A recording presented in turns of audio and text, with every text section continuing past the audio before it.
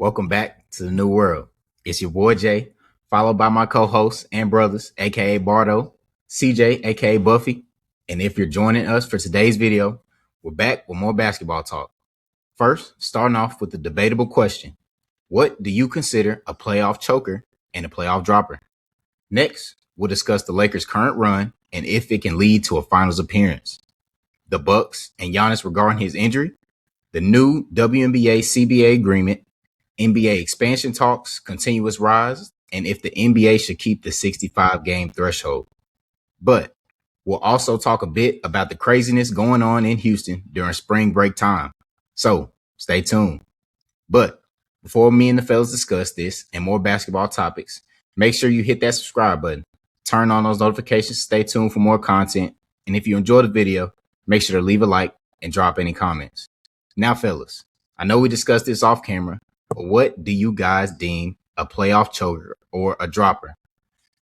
Now, there are athletes that have been given this title as a choker, a la James Harden, Justin Herbert, sadly, my guy Aaron Judge, and then we have playoff droppers like Lamar Jackson.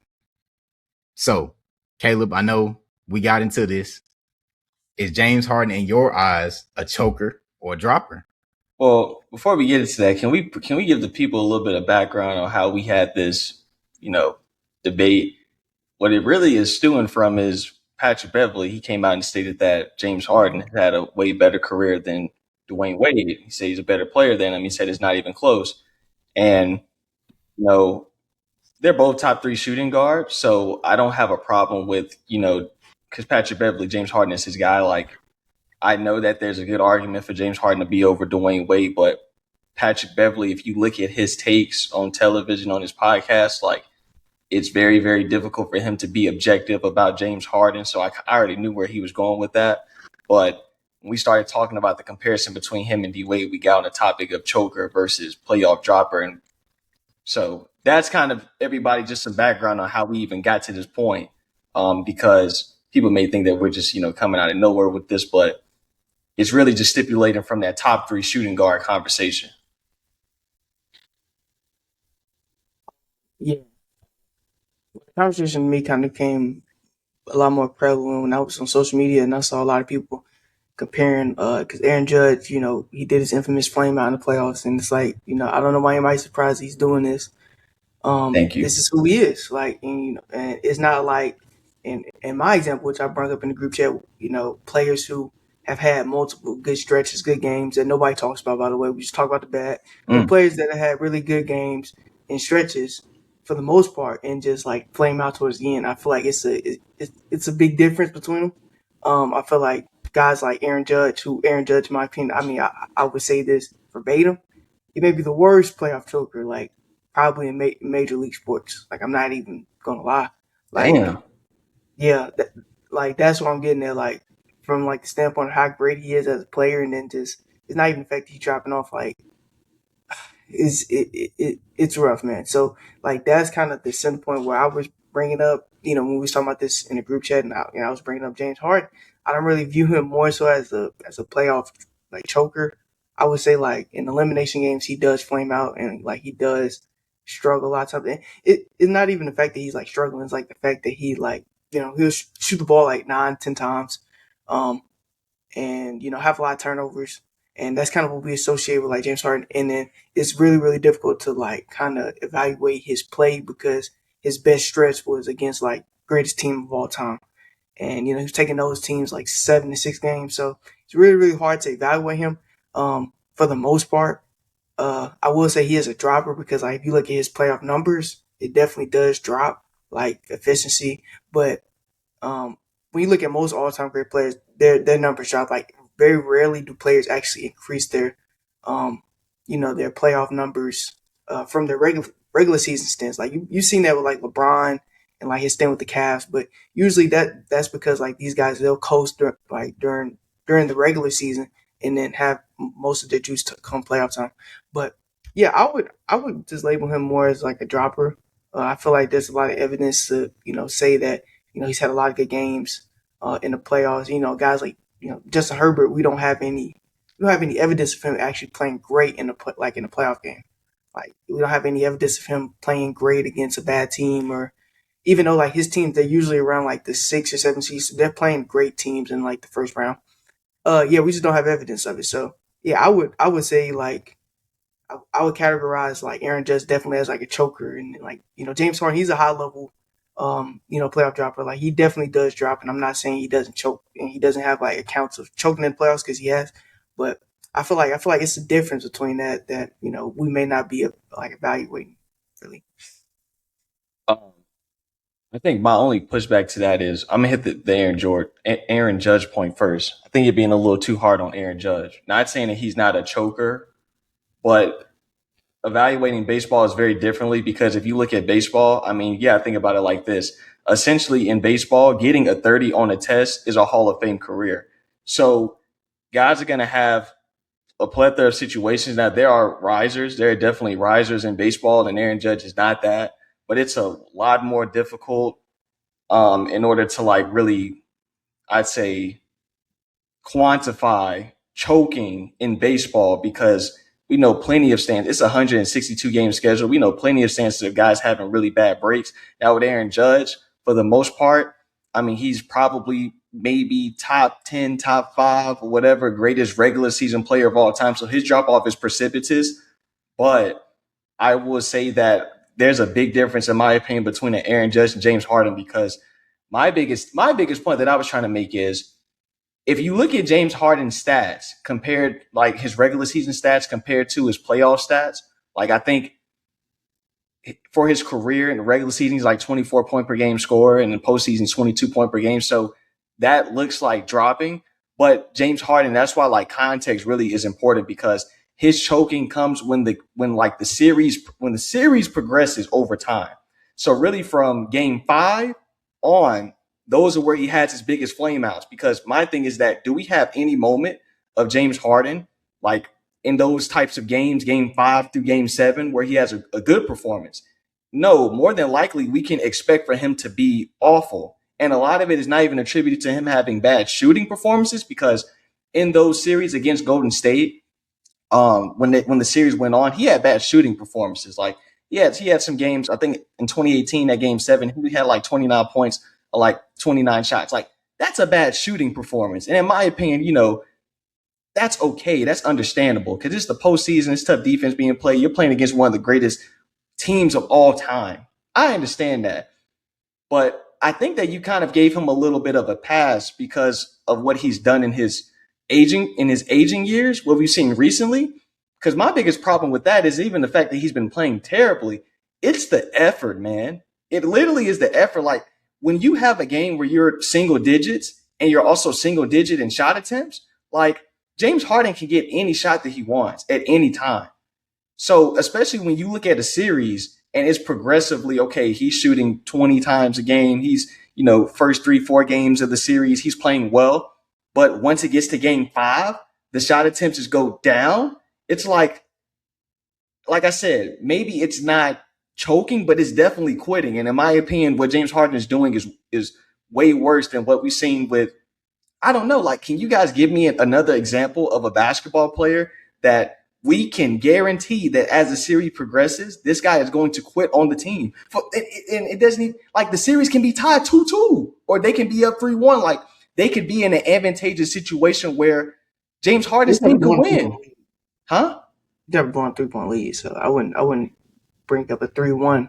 No. I'm just saying it doesn't matter the circumstance. Like they could be down in the series, they can be tied in the series, they can be up, but it's like it's consistent throughout that. Like he is going to quit on the team for whatever reason. Like I don't think that we can deny that. Now, if you don't want to put that in the category as choking, that's understandable. But in my opinion, it's still worse. Like it's still bad. We can't just say, "Oh yeah, he's a dropper" and move on. Like it's a deeper conversation to be had.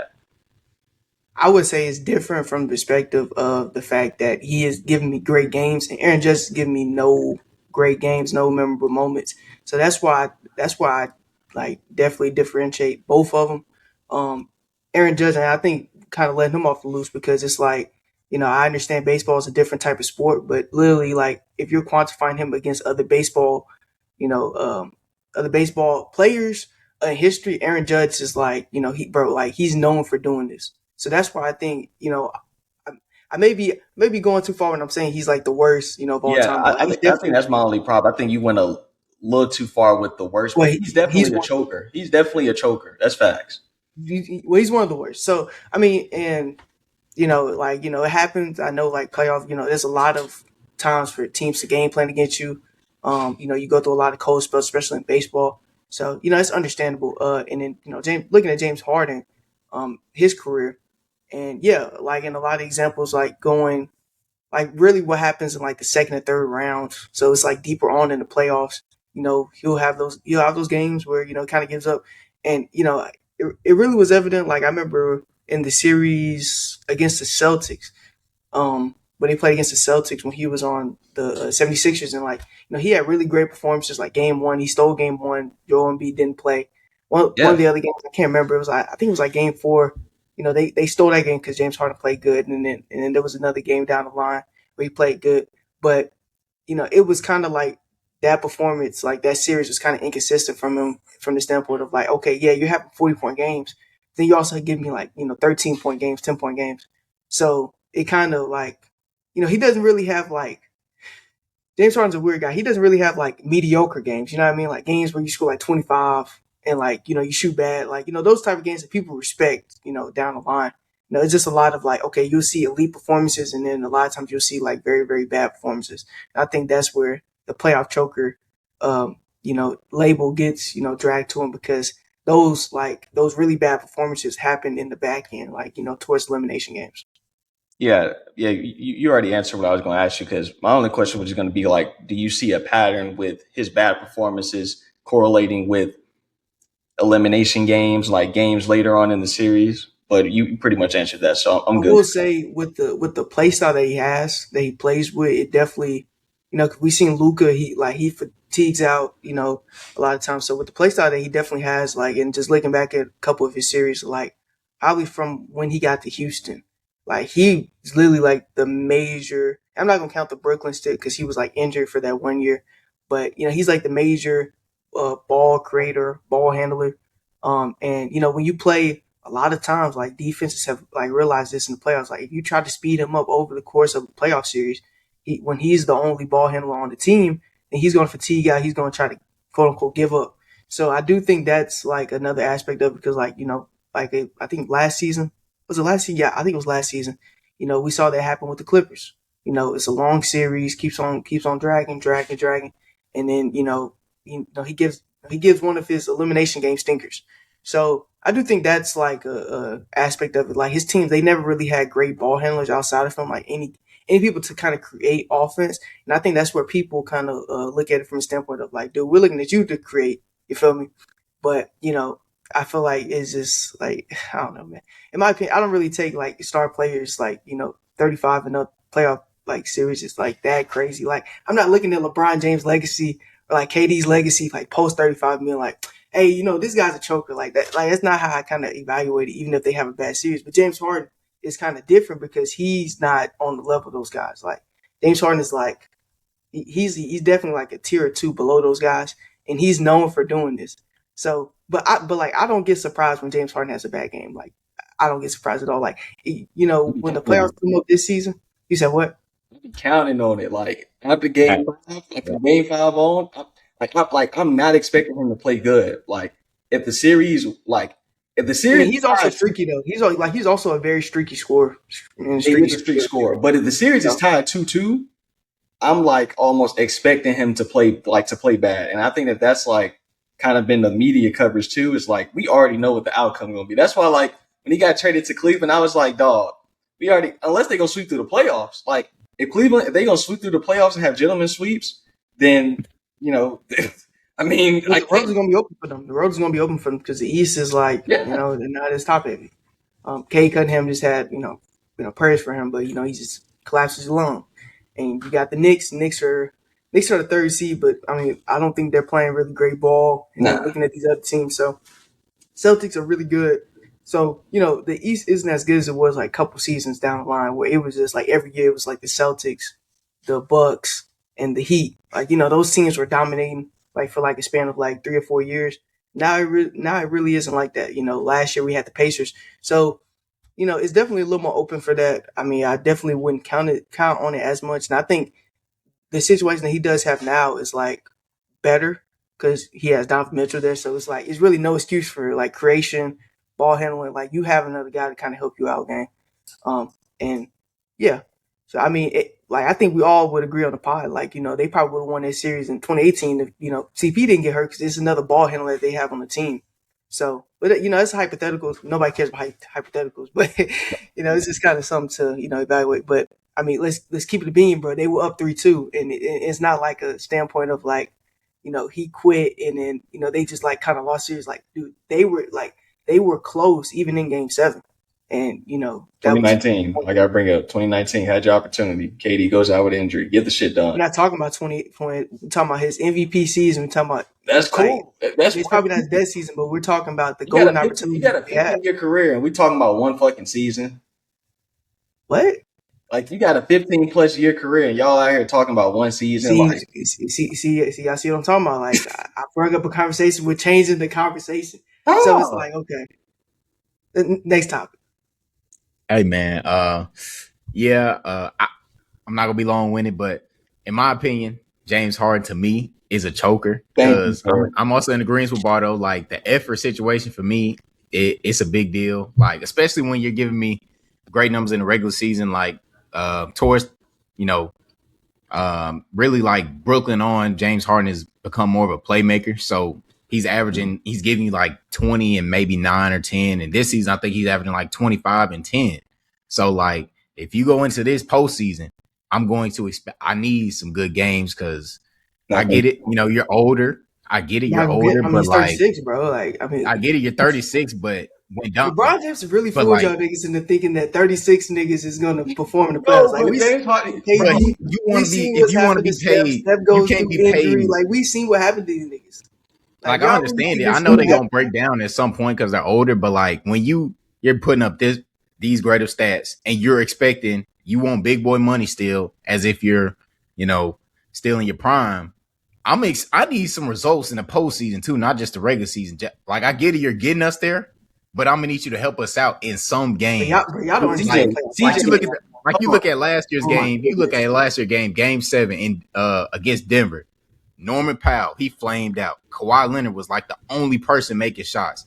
Everybody was looking for James Harden to shoot the ball. This man had 7 points on 8 shots. What did Kawhi Leonard do that year before since we're going to pivot? He had 8 points. He was averaging 8 points in the playoff games, and we're all looking at James Harden. He was constantly coming in and out though. But CJ, y'all won't bring that up. Y'all won't bring that up. CJ, you are right. You are 1,000% right about these guys are 35 plus. It's not even about you playing poorly. It's just about the effort for me, bro. It strictly is about the effort. Like you can't give me single digit shots when you've been averaging 25 and 10 throughout the course of the season. Like single digit shots, bro. Like single digit. Just say he's a quitter. You don't have to say just say he's a quitter. Just say that. It sounds worse than being a choker, honestly. That's what I'm saying. Just say that. I mean, please just say that. Well, you haven't said that, so can y'all say that? James Harden is a quitter. Okay, say it then. I mean, I'm not going to say he's not a quitter. I'm just going to say that he is not. He's a playoff dropper. He doesn't. I wouldn't categorize him as a playoff choker who doesn't have any moments. Because he's had moments, but nobody brings him up. But yeah, he's a dropper. The bad outweighs the good. That's how it is when you're that great, man. I guess, man. Hey, man. Playoff basketball, we expect guys to play better against better defense. It doesn't make any goddamn sense. No, we just expect them to give us effort. That's it. We just expect it. Okay. Hey, man. Speaking of, a run. Chug. Like, shot chug. Speaking of the playoffs, man, the Los Angeles Lakers, they've been on a heater. Luka Doncic, especially, I think this month he's been averaging 40 points a game. If you haven't seen, he's going through a bit of a custody battle, with his children. Come on, man. We don't care. I mean, ever since that brother's been averaging 40 points, they've been on like a 6-game win streak. I love that data point, man. I gotta stop. He's been giving guys the work. I mean, he's literally made the Rockets melt down in just 2 games. I mean, they've been playing like crazy. Rockets been bad all fucking year. I mean, they don't. Yeah, they've been bad all year, but they got KD dribbling the ball up the court. Kevin Durant in year 19 out Thank here. you, sir. Hey man, They want to but cook Lakers, it. Lakers that are third seed right now. Luca, he looks like he's on the way to winning the scoring title this year. Do we feel moved? Do He's we feel not gonna like the win Lakers MVP, are so going to who make cares? a run? I mean, it seems like things are clicking with him, AR, and Bron. Because folks is speculating that they couldn't win games with LeBron James, but now they are, and it looks like the At the Lakers guys on are this booming. podcast, they were saying that was better Even without though LeBron. I I'm remember being that. honest, this literally just reminds me of last season. Because if I'm being honest, It's a little last different. year didn't they have a stretch where defense was horrible, and then out of nowhere, they rose up to like 13 or 12 or whatever. Then everybody was like, oh, okay, they're gonna be ready for playoffs. Then they met Anthony Edwards. They got bounced up out of there. Well, he So didn't even really play that great. It was more He like didn't. it was more so Julius Randle, in my opinion. Julius Yeah, Randle was Julius like Randle is the X factor, yeah, Julius Randle was hooping, but and they also do we still feel have like nobody to guard Julius Randle if they play a 7-game series in the first round.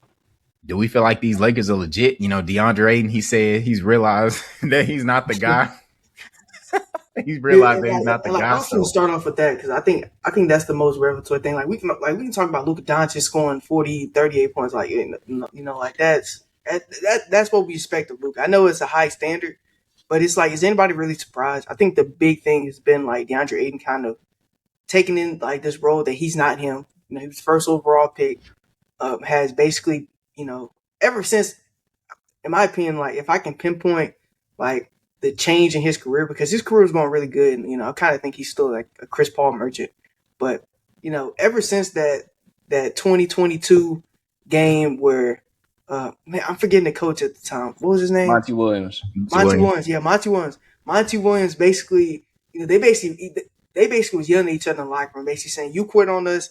It's really been downhill for DeAndre Ayton. Can't He's got quit his on your mom team. cooking for Luka Doncic. Luka Doncic, coming back from the off season. Everybody think he's skinny, and then now he's eating DeAndre Ayton's mother's food, and now he's fat. So a lot of things have been going, but the fact that he's kind of been slowly, drifting off into that role of like, hey, I just need to be a guy who can put up 15 and 10.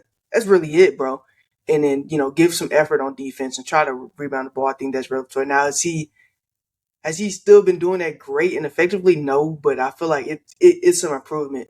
What I will say about this team is I'm still a little like unsure about Austin Reeves. I think Austin Reeves he is he's a weird second option to me because some days he can look like a first option. Some days he goes. So in the last couple of games he's been kind of inconsistent. And I feel like that's something that he'll bring in the playoffs once postseason time come around, like when they play against a team that can really throttle you on defense, like is Austin Reeves gonna show up? And I don't know about that. Luka Doncic, I'm pretty certain he's gonna give like 20, 28 to 32, but LeBron James, I'm pretty sure he can give you like 20 points. But is Austin Reeves gonna show up? That's the big question. I'm not quite sure myself. I've been loving what Marcus Smart's been doing with the roster. JJ Redick. If y'all seen the clip, I think I sent it in the group chat.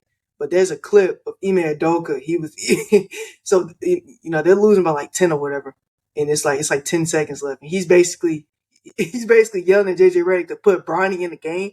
I'm like, dude, you can't be this like desperate. You know what I mean? Like, come on, gang.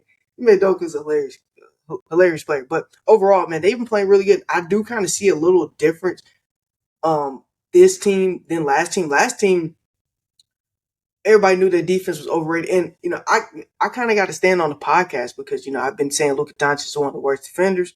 The brother's been locking up. He's been sliding those things. I got to give him some credit where it's due. I I got I know got that one I got one question though. Have you been seeing who he's been guarding though? Who has he been guarding? Is it like the fourth option, the third, fifth option, or has he been guarding the? Well, I mean, Luka Doncic, he's never really going to guard the best player. And nobody's expecting that. But, we want him to at least, if he's going to be on the fourth option game, just slide those things. Don't let your Facts. opponent score like 20 points. You know what I mean? Because Yeah, if you're going to score, if you're going to score like 35 points per game, we can't have you allowing like 28 points per game. That's not going to work. So the fact that he is sliding those things, and it is against like not great players, but it's really, really great coming from the guy who basically bashed him 2 seasons ago, where he basically gave up on defense. And I had people attacking me, like Luka Doncic super fans basically being like, no, that's the schematics of the defense. It's like, and I'm looking at, I'm like, okay, so you're basically saying Jason Kidd is retarded. Basically saying that he's stupid because people are telling me, oh, the point of the defense is to funnel like Jason Tatum and Jaylen Brown to the rim, and I'm like, dude, that makes no sense, gang. Like, I mean, I understand, like, if you're going to shade him towards a side, but Luka Doncic is getting blown by. Like, blown by and shading somebody to a side is completely different. So kudos to Luka Doncic, man. I hope he can, continue with the defensive play, and we know what he's going to bring offensively. So, yeah, man. I mean, I'm a little more confident in this Lakers team than I was last year. I'll definitely say that. Yeah, I can say I'm a little bit more confident in this Lakers team than last year, but it's marginal at best. And I think that some of the things that happened last year, first of all, I just gotta stop. We gotta stop with the narrative because the media, we already know they're infatuated with the Los Angeles Lakers, and it doesn't help the fact that they're infatuated with any team LeBron James is on, and they're infatuated with Luka Doncic. Basically, Luka Doncic is essentially the Caucasian version of LeBron James in terms of the media coverage. It literally is the same shit. He's gonna get all the credit. If he doesn't play well, his teammates are gonna get all the blame. They're gonna have some type of scapegoat. DeAndre Ayton, we predicted he was gonna be in that role. I will say DeAndre Ayton is a bit of an idiot. Like, dude, oh, they just need me to play this role, dog. That's what niggas was saying before the season even started. So yeah, I get the fact that it took you 60 plus games to figure that out is 50 to 60 games to realize that was kind of like crazy. He must like you said, he's just not that bright. But well, you be seeing what he calls himself. I mean, are we really surprised? Dominating. Like he seems like a delusional type to me. Yeah, he definitely fits into that archetype. But let's talk about this team. Okay.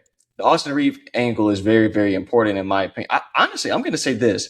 I think the reason why we're seeing this team play the way that they're playing is not because of any of these niggas. It's honestly because of Marcus Smart. Marcus Smart has been the X factor on this team, and his defensive tenacity is the reason why we're seeing the things that we're seeing. I will state this. All of the Luka Doncic shit is really kind of frying me from a few different takeaways because – bro, niggas talking about his stats, bro. He always gonna put up good stats, dog. Like he has the ball in his hand 50% of the time. Like his ball usage is like it's like Will Chamberlain numbers, I think. All time record. Like he's in a different. You have Austin Reeves and LeBron James on your team, and like you have the ball in your hand half the time. Yes, you're going to have good stats, especially with how talented he is. And I think that that's what people don't really want to understand. Because they, are just so caught up in the numbers, and it's like we're not saying he's not a great talent. He clearly is a great talent, but for y'all to just be throwing the numbers in my face, and it's like, dude, look at how often he has the ball. Like he can only play one style. That's why like guys like Austin Reeves sometimes they feel marginalized, and I've been noticing that it's like LeBron and Austin Reeves basically have to be on, or at least Austin Reeves has to be on in order for this shit to work, but. It's not because Luka Doncic is like taking any pressure off of these guys. Like he's not. Like he like what they call him PRA man. Like he gets stats by default. Like he's gonna get stats by default. But I don't think Austin Reeves is a playoff. He doesn't impact the game. Is that what you're saying? Or nah, he doesn't. He doesn't impact the game. He's Luka Doncic's his game is like candy. It has no nutritional value. It's empty calories. Empty calories. Now, he is so talented that they can still win a good amount of games, but his production level, like when somebody's averaging that amount of points, that amount of rebounds, that amount of assists, like say Nikola Jokic, I'm expecting if you have guys like Austin Reeves on your team and LeBron James on your team, they honestly should be a lot better than what they are. And they're a 3 seed and people are celebrating them for being a 3 seed. But look at how the Los Angeles Lakers, their schedule is every single season.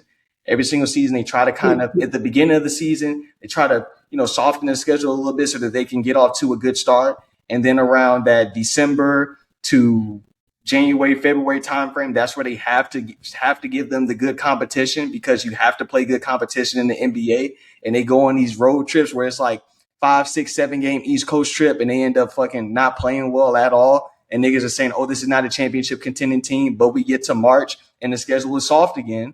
So then they can start adding and piling on victories. That's the same shit that's fucking happening today. So no, I'm not really that impressed. I could see them getting out the first round because I think people forgot they didn't even get past the fucking first round last year.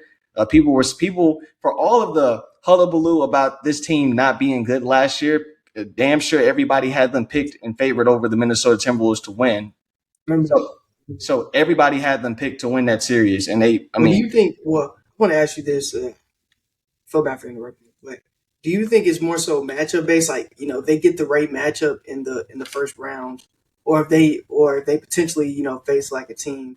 And I think Minnesota's probably worse than they were last season. They are, but if they potentially face a team that's not really a team that they wouldn't want to face, do you think they could potentially have some trouble in the first round, or you think they're just like they're going to kind of breeze past it?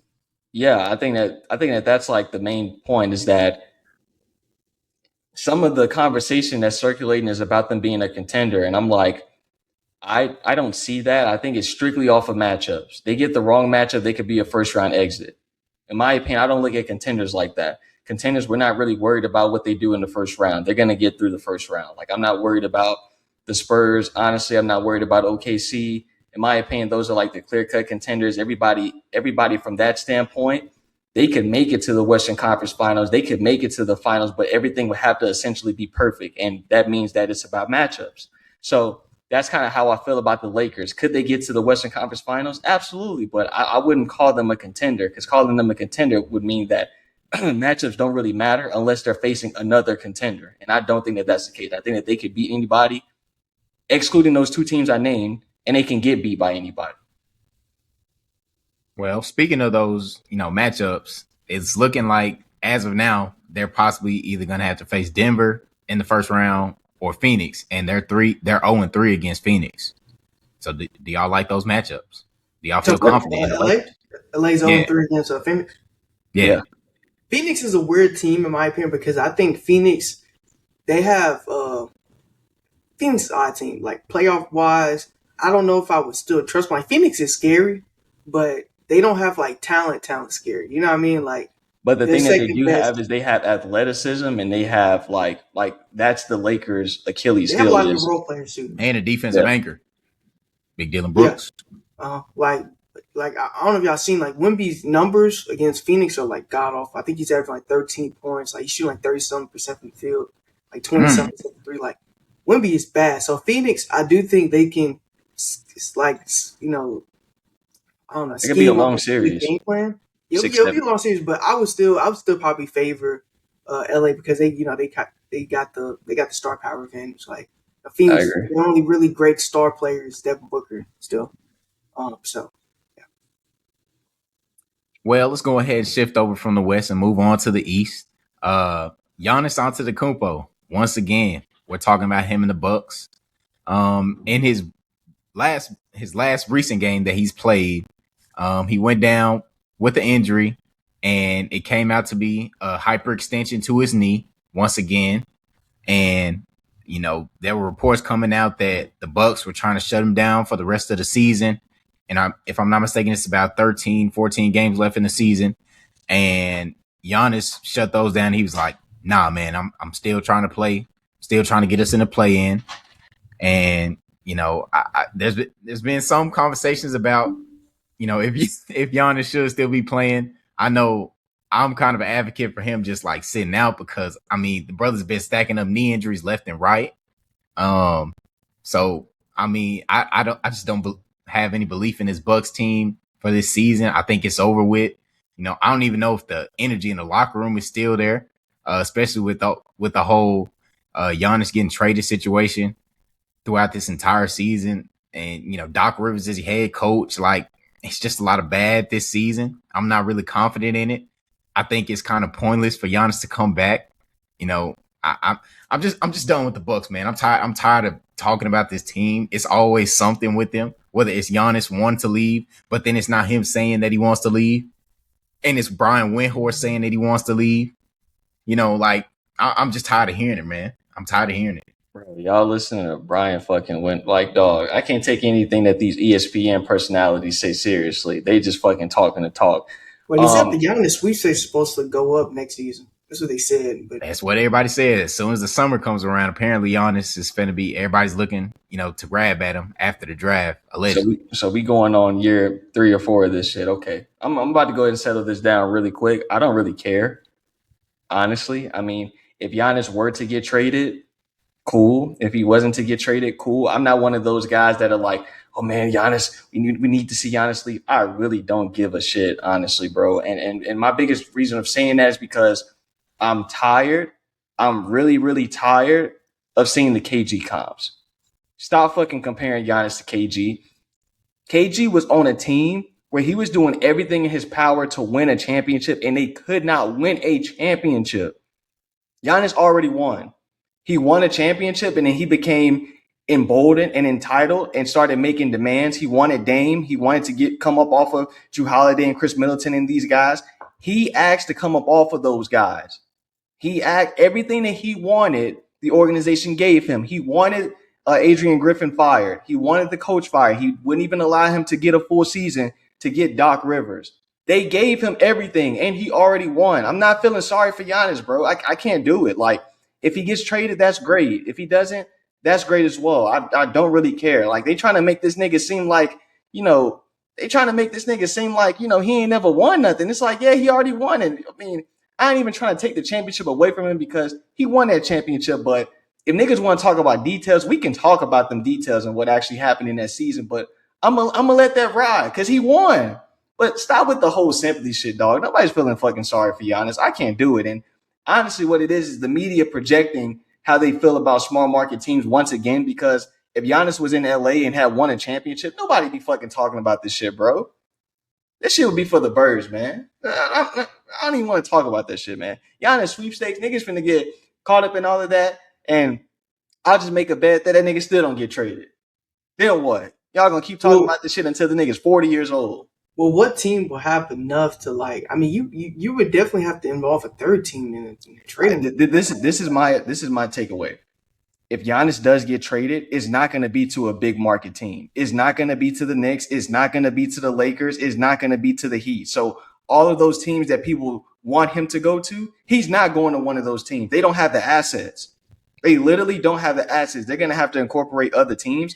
And why would I want to help out the Knicks? Why would I want to help out the Lakers? Like, those trades are a lot more difficult to happen. Those are the ones that end up lingering, and then Giannis, his ass gets hurt again because he's becoming very injury prone, and you can't move him because he's hurt. So it's going to be the same shit over and over again, in my opinion. If he gets moved, it'll be to a team that nobody's really thinking, or maybe San Antonio gets ballsy and they decide to go for it. Other than that, I don't see him get moved.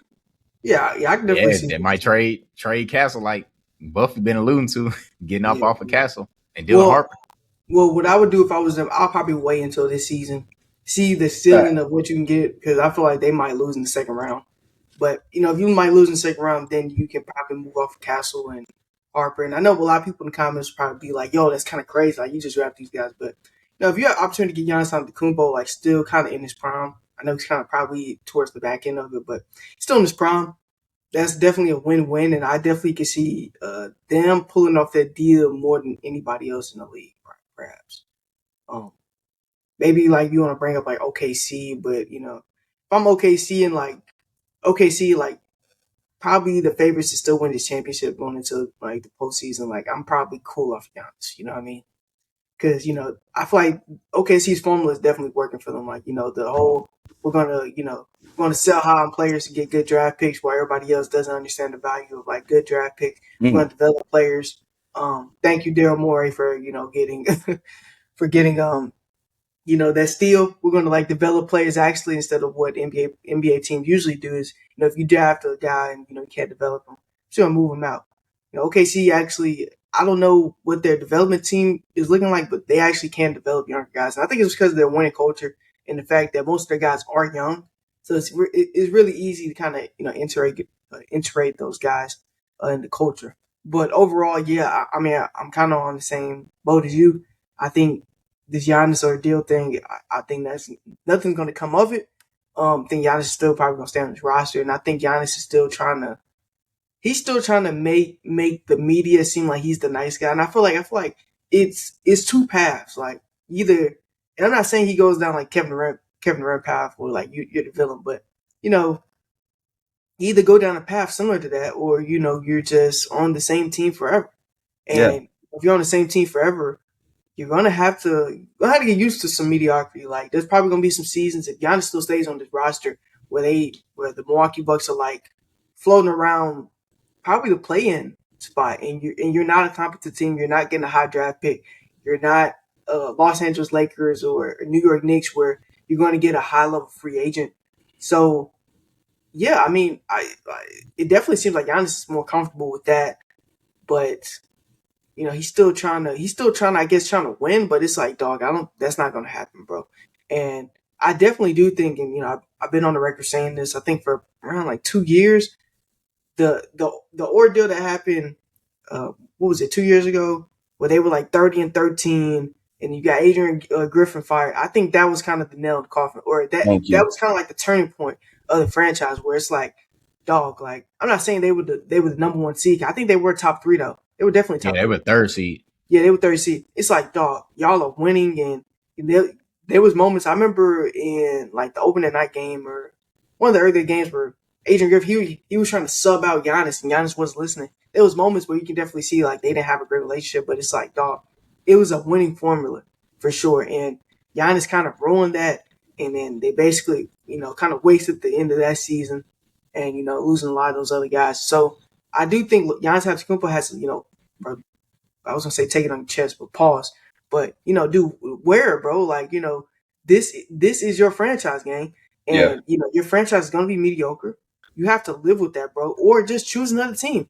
But this in the middle shit, I don't think this is I'm not with it, bro. Either lead the team and pretty much be on shoulders, pull LeBron or KD and be like, I'm done with this team. I already pretty much gave them what I could, and go to another team, or just stay on this team and just ride it out. But don't do this in the middle stuff where you don't want to get traded, but then you also want to win, where your team clearly isn't fit for that. I mean, there was games in the postseason where Gary Trent Jr. was the second option. So it's like, dog, y'all guys are in no spot to win now. So don't complain. Thank So you. that's kind of where I'm at, and it kind of does tailor back to your point where I kind of just don't care anymore. It's like Giannis Antetokounmpo, he's still gonna post on Twitter being like, "I love Milwaukee." He's still gonna make these big posts, but he's gonna do slick shit behind. And I would say this to this day. I think the funniest thing to happen to Giannis Antetokounmpo's career was when he came on the pressers after they won that first ring, and he basically said, I'm trying to remember what he said, but he basically was like, like I didn't run to another team like I did it on the team that drafted me, and that's really the funniest thing he ever said, because he's been a man of kind of like Damian Lillard, where it's like, Yes. he values loyalty, but another Wants to standpoint, have his cake and eat it too. yeah. So I think Giannis is honestly just a hypocrite. And I really don't care about this whole ordeal anymore. And I mean, dude, like play the 15 games. Doesn't really matter. You're probably gonna get banged up in one of the games, because Giannis hasn't been 100% since he's come back off the injury. So I don't think it matters at all. I do want to say this before you interject, Jay. The comp with him and Dame is spot on, and it's hilarious because they were teammates and couldn't get the shit to work because they essentially have the same mentality. Only difference is that Giannis is way better than Dame and he was able to win a championship, but they essentially have the same mentality. They want to be quote unquote different from the mold of the KDs, the Bronze, and these guys, because these guys also are both what? Kobe fans, the Kobe Bryant fans. They want to stay on the one team and be loyal to the soil, but they also are really, really cognitive of their legacy. And they understand that their time is dwindling. Giannis is in his 30s. He's getting hurt a lot, but he doesn't want to come out and say and be the quote unquote, as CJ said, the bad guy, the villain, for whatever reason. In my opinion, there's some insecurity going on. Like, stop being fucking soft, Giannis. Like, I don't want to be disrespectful because he is a champion, but as CJ said, you got to make a decision. Make a fucking decision and live with it. I think niggas don't want to be retired 20 years from now. They look back on their legacy and it was like, damn, only won one championship. I didn't win a championship. I could have left. Like, what does KG say? I wish I would have left earlier. they don't want to be in that mode. But it's like you have to choose at this point. You're in your 30s. Like once you hit that 30 mark, you got to decide on what your legacy is going to be. And you got a few seasons to make that. And Giannis has had the time. Like he's had 2 to 3 years to decide on if he really wants to be here or not. In my opinion, that ship is sailed. I have no interest anymore. I literally have no interest, especially niggas want me to feel bad for a nigga that got a championship. Like he got a fucking championship already. Yeah, and then that's the final point I want to make before Jalen twists the topic. But the fact that like he's already got a championship, like guys like LeBron, KD, they didn't have a championship. You know, Bron had to kind of own that respect when he came back to Cleveland, and they did beat Golden State. Yes. So the fact that he has a championship, I don't think Milwaukee fans will actually be mad. They won't be burning his jersey if he leaves. He's already given the championship. Like they haven't had a championship since 1971. I think that they're actually I think that they're actually getting mad because he's dragging it. It's like, dude, like you're holding the franchise hostage. Yeah, I would too. And then like the whole KG thing kind of because I sent you that video of like I don't know who the reporter was. But the reporter basically was talking to KG, and it was the coach from Georgetown. A coach from Georgetown. Thompson, okay. Yeah. Okay. Yeah. He was basically talking to KG, and you can see the emotion from KG. Like it wasn't none of this like this fake shit that that we have nowadays. Like it was real emotion. Like KG had a closer bond and hold on the city. Like they literally called him the big ticket because they will only go to games because KG was on the roster. And, he's running into like super teams, and he's playing against Kobe and Shaq and like Dirk and Nash, and then like Tim Duncan and Dave Ross. He's playing against elite level talent, like in the peak of like the Western Conference, pretty much. And it just didn't work out. Like they just cannot help him. And Giannis, I'm not gonna say the Bucks have kind of helped him, but they gave him enough help to win, enough. And he definitely didn't have to go through a road that KG had, especially in like 2004, where he had to play against all those guys and they lost his games. Like Giannis, his road to a championship was a little more easier. He got a couple breaks. Kyrie Irving went down. You played James Harden also had an injury. Yeah, and then you played the Atlanta Hawks in the conference finals. Like it's not crazy. And I know he did get injured that series, but it's not anything special. And then you played the Phoenix Suns in the in the finals. So yeah, dude, like just wear it at this point. Yeah, man, I'm in agreement with the fellas. This Giannis situation, he's just dragging it. If I was a fan, I'd be tired of it too. Like, he's won a championship for those guys. As the fellas was bringing up KD and Bron, those guys, they just weren't able to get it done. And, they just realized in their legacies, like, man, I gotta go get this ring. And, Giannis, he's already got a ring. But, that AJ Griffin situation, that's really what left a bad taste in my mouth. Pause. Ever since then, because they were the third seed when Giannis wanted them gone. They got Doc Rivers. Doc Rivers was getting all this, glory for whatever reason. And then they finished the season the third seed and they had nothing to go on. Also, I agree with Buffy. The Dame comp is a really great comp because, now at his point in his career, he wants to be this guy who's just, he's loyal. He's always going to stick with the Bucks. But at the same time, he's always contemplating, going somewhere else to win a ring because he cares about his legacy. And yeah, I just don't see the KG comp. Like KG, there was really like that interview that they was talking about. That man was literally brought to tears about this team. And, his second option, Stephon Marbury, he left him because, Marbury was feeling homesick. Like that man was going through it. He's been through Akeem Olajuwon, MJ, D-Rob, Tim Duncan, Kobe, Shaq, Steph, LeBron, KD. Like the list goes on and on, man. Like I'm not trying to hear a sob story from Giannis. I really wish Brian Windhorst would, stop talking about Giannis wants to leave. He wants to be traded. Like if you ever got something else to say about Giannis, just let us know when he actually gets traded. Other than that, you can keep it because I'm tired of hearing that run for like a week. And then, people are, getting excited, thinking, oh, our team's finna trade for him. No, they're not doing it. The only two teams that anybody really sees trading for him that's a contender is like the Spurs or the Thunder, but they really have no need to right now unless they just really want to say, F it, we got the assets and we'll do it. But they don't want to. And if I'm being honest, the Bucks kind of got some pieces, but man, the locker room. I mean, I like their backcourt.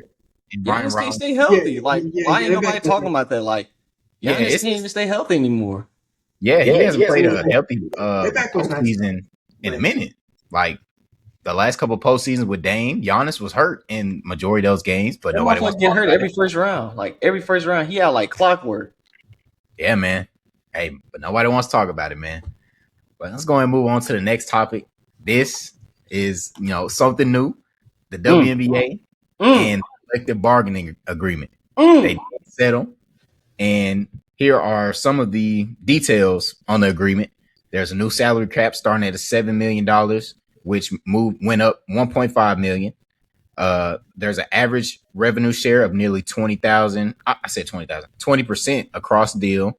The Supermax is starting at $1.4 million, and an average salary is in the range of $600,000 with a minimum above $300,000.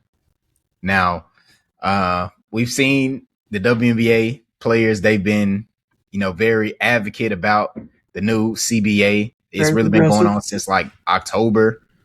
We saw the shirts. I forgot exactly what the statement was, but it was like, pay us what you owe us. They've really been standing on business. They do owe a lot of money though. Yeah. Bardo, I'm gonna go ahead and pass it off to you. I know we've been talking about it. I ain't got no worries. He got it. Yeah, this is. I mean, what are your thoughts on the WNBA settling, man? Well, I first want to give the WNPA, whatever that shit's called. I want to give them a standing no real quick. But on a serious note though, I just found this whole process to be very comedic.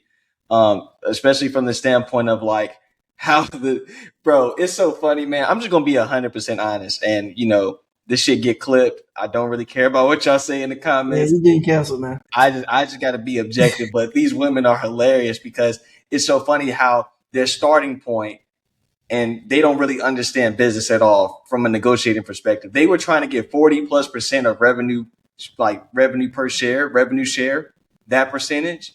That was what the whole negotiating war, why this shit was taking so long, because they were basically trying to get half.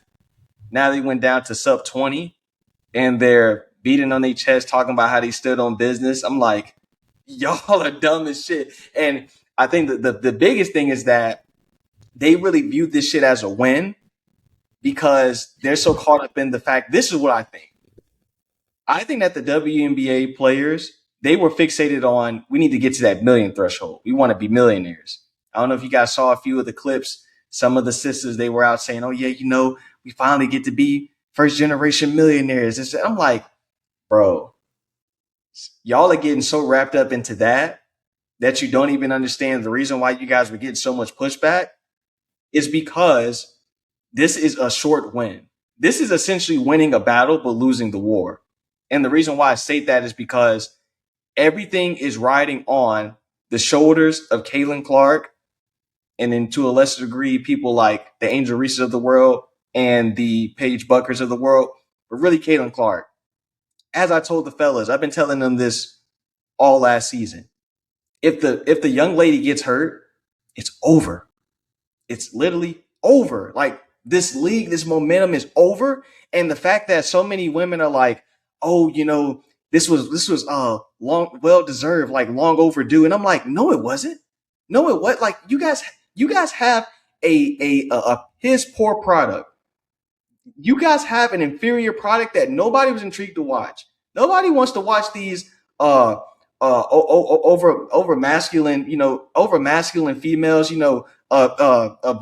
chest bumping and barely getting up off the ground to do layups and airballing floaters and mid-range shots, and nobody wanted to see that shit. But when this girl comes from Iowa and she has all of this motion and it has this electric play style, and she came over, that was the biggest reason of why niggas started watching your product. That was it. That was it. And even with that, even with the Caitlin Clark resurgence, you still lost $50 million on the season. So think about that. Because in my perspective, I don't see this product growing. And the reason why I don't see this product growing is because It doesn't matter. It's still an inferior product. Like I was explaining to the fellas. Would you guys rather watch college basketball? Would you guys rather watch high school basketball? You'd rather watch college basketball because it's a superior product. Same thing with the WNBA and the NBA. There's a superior product. The NBA is a much better product. Like more people gonna watch the NBA. So if you're really Hills back then, I watched it. So if you're depending, like Montverde, yeah. you know what I mean? It's just a few teams, but I mean, I promise you, they wouldn't get no motion on TV. You got to go to YouTube and watch the fucking highlights. Nobody's watching that shit on television. I'm sorry. Well, I think they just started putting those, but yeah, they're not. It's not like they're getting crazy motion. No, and then people were saying, "Oh well, look what's happening in Unrivaled League." Ladies and gentlemen, like first of all, I don't think you guys understand how business works. So WNBA, you have to factor in all of the expenses, motion, and what your social media engagement insights don't fucking mean shit.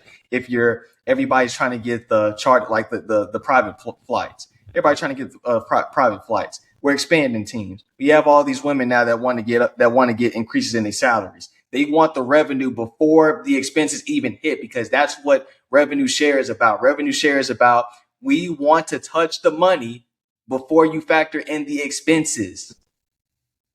So that means before we get to the net loss, we want to touch 20% of the revenue. So now they're taking over the revenue, which means what? That means that the expenses are going to be hiding.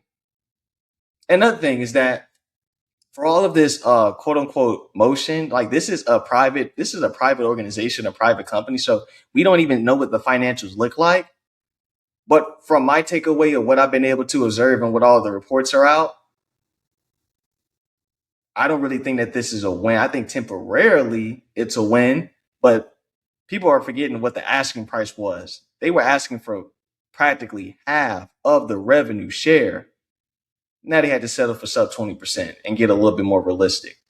But I still think that they're overpaid. Now, I'm going to continue to state that. I think that these women are overpaid. And when people say that they've been underpaid, I want you guys to take a look at the salary grades for the different professions across America. And then come back to me and tell me that these women who are in a business that is losing money, so they're not in a profitable business, please come back and tell me that they're fucking overpaid. When we got federal employees that are out here getting laid off, that are out here doing jobs, that have occupations that actually have an impact on the everyday person, those people out here getting laid off of work, but these entitled women that are in a business that is not profitable are talking about, oh yeah, we've been underpaid, pay us what you owe us. Get the fuck out of here, bro. I can't really take that shit seriously at all. And so that's why I've been viewing this as a comedy sketch, because I just think that is stupid. And I think that come back to me in 3 to 5 years when the ratings are not precipitously rising as people have been anticipating, unless Caitlin Clark is involved. Like, in my opinion, that is the X factor. If Caitlin Clark is able to be like as great of a player as Asia Wilson, then yeah, the league can continue to grow because she is the moneymaker. I don't care what anybody says about these other ladies. No disrespect to them, but they're not bringing in the motion. And everybody was getting on to me because I basically was like, they basically was like, oh, well, Caitlin Clark is now on these other ladies' level. This shit is inter-fucking-tainment. It's entertainment. It literally, by all definitions, is entertainment. You're paying to watch people play a kid's game. It's entertainment. So when people are so caught up in the minutia about, oh, well, this player is better than, it doesn't fucking matter. It's about entertainment. You have an audience that has gravitated to this one player, and that's why you have all of the retention and all of the viewership that you have. In my opinion, that's not a winning formula. That's not a formula that's based off of a good business model. If you're putting all of your stock into one person, because as soon as she gets hurt, where does your fucking momentum go? Because nobody was talking about the WNBA in 2025 the way that they were talking about it in 2024. And that's facts. Those are just facts. Now, because Caitlin Clark, set the launch pill, they still had some, decent attention, but they're still going to lose bread. They're still going to lose bread from 2025. We ain't even gotten the reports yet how much bread they're going to lose. And I think it's going to be even more bread that they lose next year. So That's kind of how I felt about it, man. I just thought all of it was nonsensical, and the hilarity came in with these people acting like they really like they literally quote unquote stood on business. Like, who the fuck talks like that? Who the fuck is in a negotiating for like 6 to 8 to damn near over like the course of a year? You're negotiating wars for almost 10 months, and you're talking about, oh yeah, we stood on business. He's like, bro, these niggas be clownish, bro. I'm not gonna lie, this shit was really, really fucking clownish. So we'll just see how that shit play off, because I don't think that they're as popping as they believe that they are, and I'm still gonna say that they overpaid. WNBA. Shout out to them, man. Shout out to those ladies, man. Get more bread, man. More Anyways, let's go ahead and move on. Oh, I did also want to mention this. Shout out to Caitlin Clark for winning the FIBA MVP. I thought she wasn't good at basketball, but she won the fucking MVP on the USA team. I had a little sophomore slump last year. She got hurt. I mean, yeah, but she literally got hurt. But like, you know what I mean? Like, you know, it wasn't. But that goes to what I'm saying. Sophomore slump. She gets injured. The motion wasn't the same. I was still watching games. No, you weren't. No, you weren't. You weren't even watching games in 2024. You see what I'm saying? It's, right. Niggas be disingenuous. I was watching playoff games out, yeah. Niggas be disingenuous about this topic, dog. But yeah, but like, I don't really check for the regular season stuff. Yeah, I agree. I mean, I was watching the Indiana Fever in the playoffs and the Minnesota Lynx. That's one. See, that's one team, and who on that team? Well, no. I'm saying like that year, I was actually watching the playoffs low key. Yeah, the playoffs was good though. Yeah, for sure. The playoffs pretty good. I remember when she had that game and people was like, "She's a choker." She was a funny day on Twitter. Bro, it's so funny how people are really trying to boost this product, dog. Like, boys basketball in high school is a better fucking product. Like that's what I'm saying. It's like, it's really a joke. Like, all of this talk is a joke, but because they are women, we want to over glorify and overrate the product.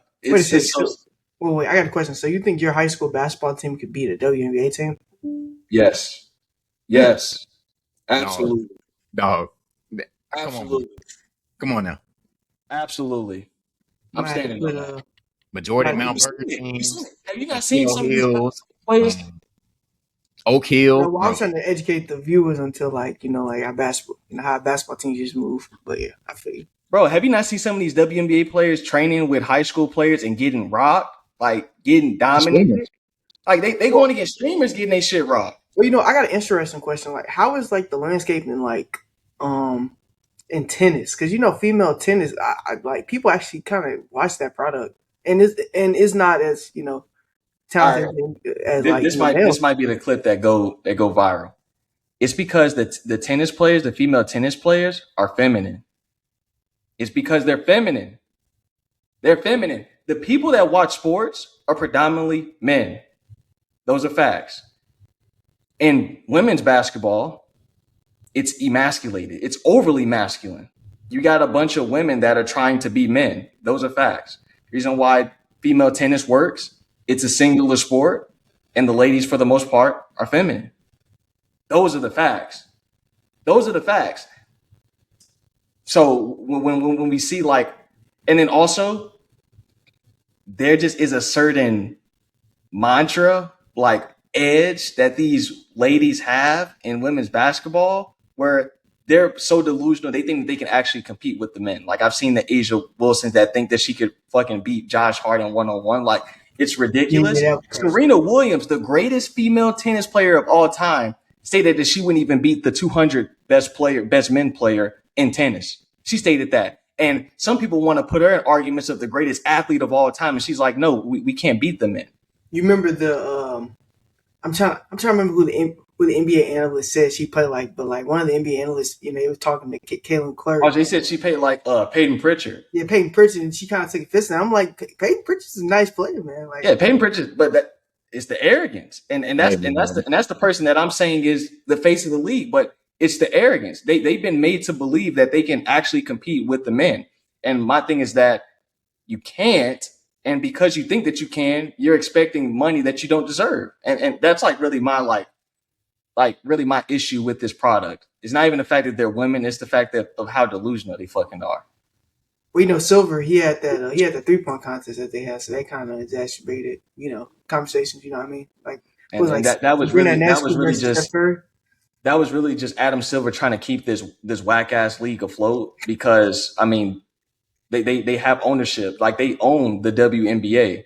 So the reason why the WNBA has been able to last 20 plus seasons, almost 30 seasons, is because the NBA is giving them 10 to 15 million dollars every single fucking season because they lose money every fucking season. So that's the only reason of why the NBA has so much invested in this weak ass product is because they own it.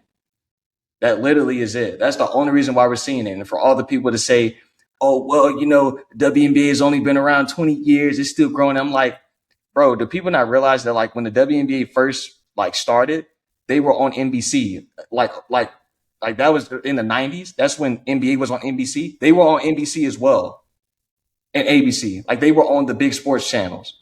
But the product was so bad and niggas weren't watching that Peaked they in like the had the first 2 result of putting years. them on NBA fucking TV. Yeah. I think that viewership kind of peaked kind of early. Yes. But it was because they were getting promoted. They were getting promoted because they had the backing of the NBA. That's why like all of this stuff about, oh, we deserve this. It's not about what you deserve. It's about what you can negotiate based off of your profit margins. So like anytime I hear people talk about this conversation about what they deserve, just because they worked hard, okay, but it's about the money. It's about what we talked about earlier today. Supply and fucking demand. There's no demand for the product. So we cannot supply you with the requisite funds. It's really as simple as that. Now you had a little uptick, so I understand you wanted some increase, but honestly, you shouldn't even fucking be getting paid at all because it's a money losing business, as I like to call it. It's a money losing business. You have never turned a profit. You have never acquired $1 in positive net profit. You've never done it, but you're telling me you deserve more money? It's foolish. These females, hey, if this shit don't work out, they need to pick up a second job or something. What Kevin Samuels used to say? Wendy's will be hiring. Respect to the late great Kevin. Hey man, y'all know me. I'm just waiting to see my girl Juju Watkins touch down on the league.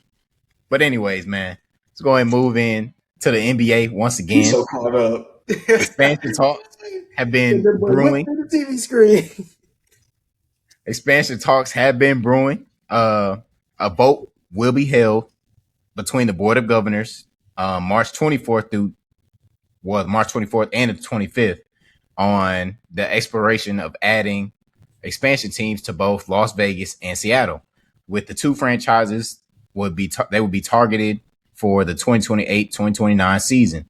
There's momentum for stakeholders to approve surveying what industry executives project will be bids in the $7 to $10 billion range for each team.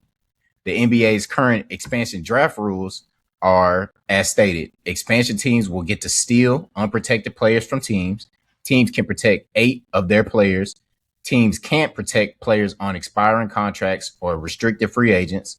Only 1 player can be taken per team.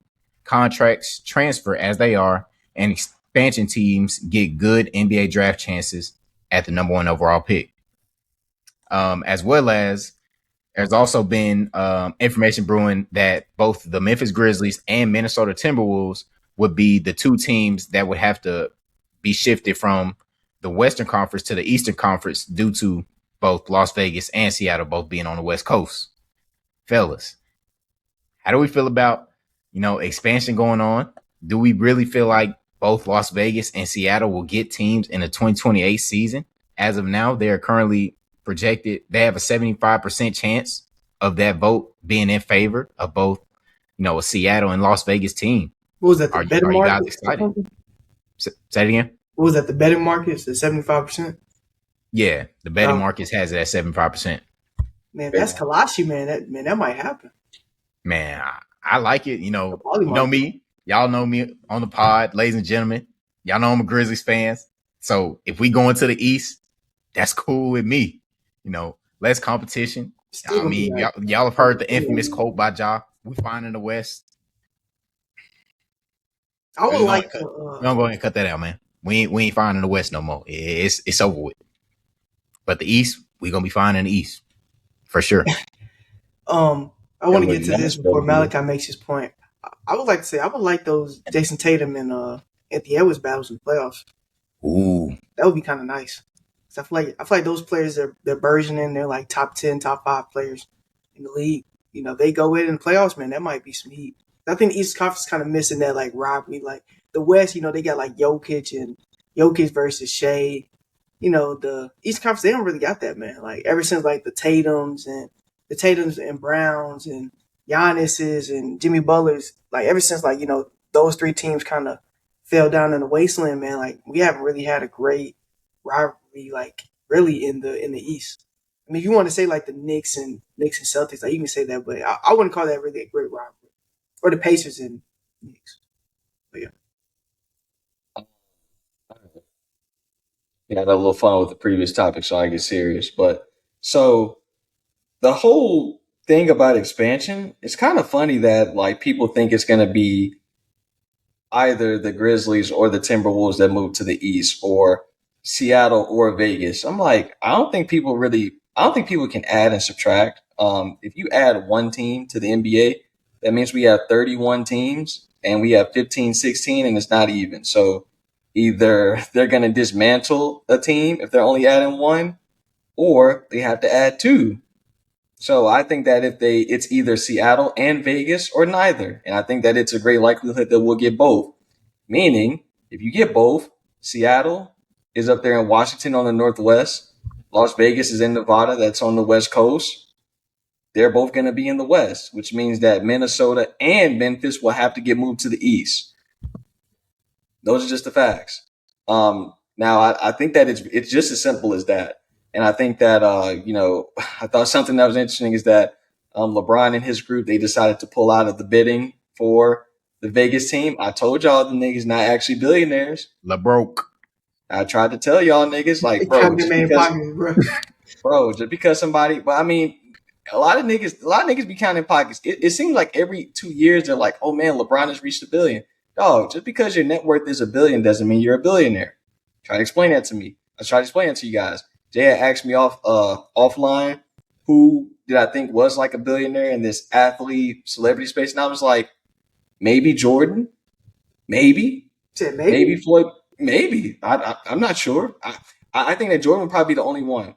Maybe Floyd Mayweather. Now Floyd Mayweather did get finessed out of like $300 million, but I think that they end up settling that behind the scenes. But in my opinion, those would be the only 2 guys that I think that I can say for maybe possibly hit $1 billion. People don't understand how much $1 billion is. LeBron James is not a billionaire. That's why they had no shot of getting involved unless, the league were to really, really like gift him a team. And then his involvement is not going to be that high. Nah, because there's too much money. I think that the problem is that there's too much money. There's extremely too much money involved that Adam Silver and those guys are like, Brian, we love you, but we can't just give you a team, dog. Like this team is potentially going to go for between $7 to $10 billion. Yeah. Like you can't pass that up. That's a lot of damn money. And that could probably be that's talking about one team. You bring in 2 teams, like how much revenue is that bringing to the league, dog? That's bringing in so much fucking revenue. So I think if that were to happen, yeah, Brian and the niggas, they had no shot. They don't have enough funds. And so I think that it'd be great for the league. Now I know that there's been guys like Draymond Green that are talking about the talent, and I was like, whoa, what these niggas talking about? There's not enough talent. Y'all been the niggas that been telling me how much talent in the league and how the league is so much better today than it was, and the 2000s and the 90s and the 80s. Like, what y'all fucking talking about? What are y'all niggas talking? Like, what y'all mean? There's not enough talent. I'm not saying that. That's what these guys are saying. They said there's not enough talent. But Draymond said that, bro. He said that. He said he doesn't think he said it too. Yeah, he said they don't think that we can expand because there's not enough talent in the NBA. So that's what they've said. Now my thing is, y'all have told me how great this era is. Make the fucking shit work. Make this shit work because it's gonna bring so much money, and I'm tired of your fragile egos being hampered. I don't think it has anything to do with talent. I think with Draymond Green, the reason why guys like Draymond Green is making those comments is because more teams added to that Western Conference means more competition for him and his team. And I mean, I would just be honest with Draymond Green. Y'all niggas not winning another championship while you're in the league. You might as well just hang that shit up. So you don't even need to be thinking about or worrying about the competition because y'all not going to be competitive anyway. So you just need to put that shit to bed. But I think that's why Draymond is taking that stance because more teams are going to be more competition for him and his team.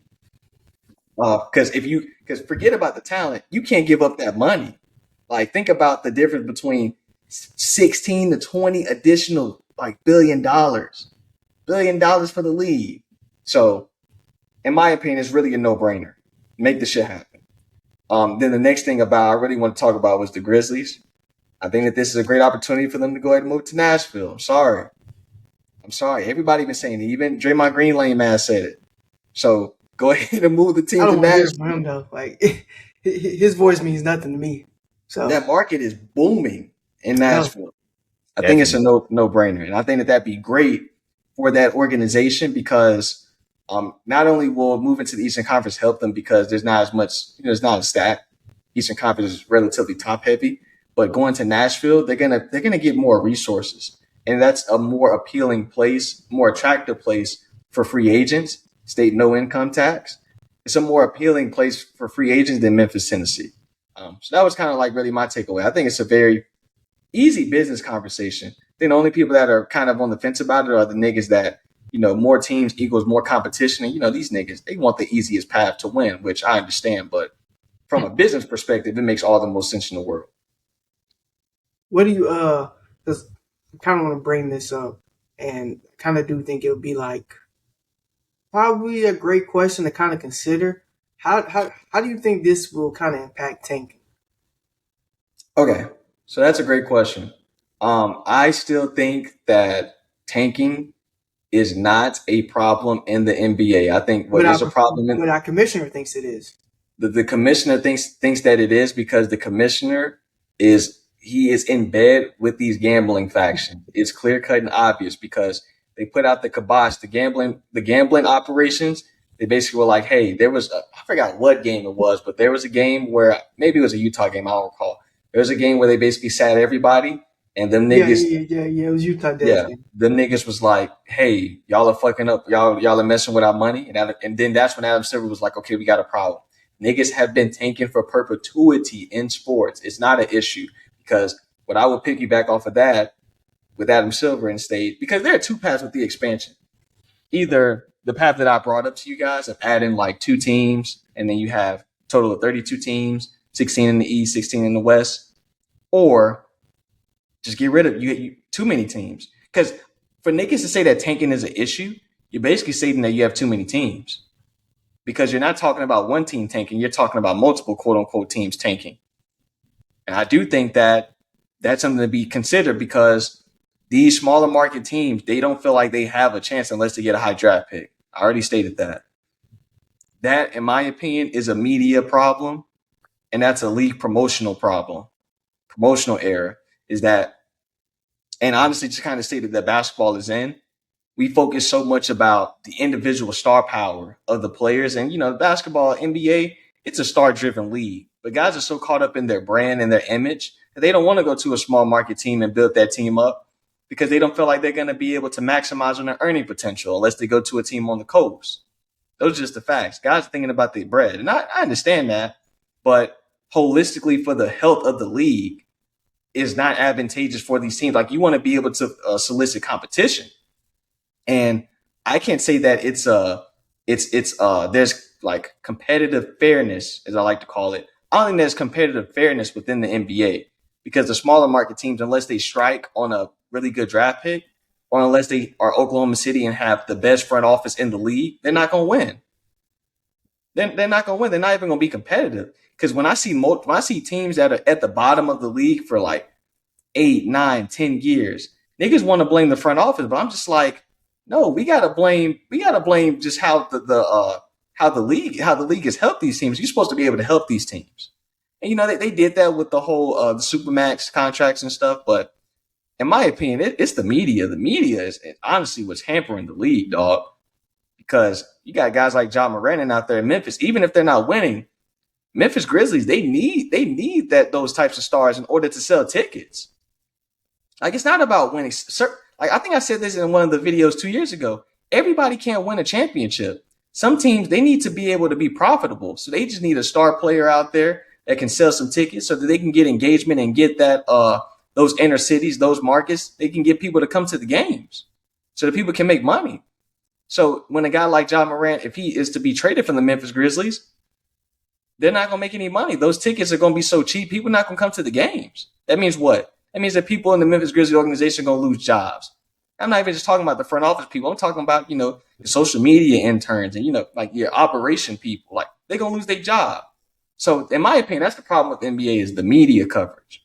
So, yeah, I don't think that there's a tanking problem. And I don't think that the adding more teams is going to help, is going to, affect the tanking. Now I will say because the teams are going to be in Seattle and Las Vegas, that they're going to get a lot of attention, a lot of coverage, and they're going to try to make those teams really successful. But I don't think that that's going to like hurt. I don't think that that's going to move the tanking at all. The tanking is going to be what it be. Anything? Hey, man. Closer? Yeah. I'm in agreement. With the tanking thing, it's not that big of a deal to me. The expansion thing, guys like Draymond and Tracy McGrady saying that, the league isn't talented enough to expand is, that's just wild to me. I mean, and Tracy McGrady's point really was only because of Bam Adebayo dropping 83. So you're telling me just because one guy dropped 83 on the Wizards, mainly because, his teammates were fouling just to get him possessions as time was expiring, you're telling me that shows you that the league isn't talented enough? I mean, I think that proves the point, honestly.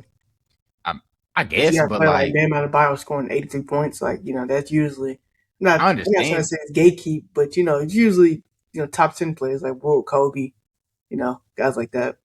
I mean, I understand it, but like to say that my only takeaway from that is that people got to stop talking about how great the era is if you're complaining about the talent. That's like really my takeaway. I mean, that's why I think it's crazy they said it, because I've never heard like anybody. Like I've usually never you hear heard LeBron anybody say nothing James or about the Kevin talent Durant being talking, bad, they're man. usually like, this era, there's so much talent. Like I've never heard anybody like say this before. That's why I was kind of surprised when you said like Draymond said. I was like, huh, really? Yeah, because these are the guys that are saying, bro, it's because these guys, what's the right word? These guys are very, very. I'm not gonna say.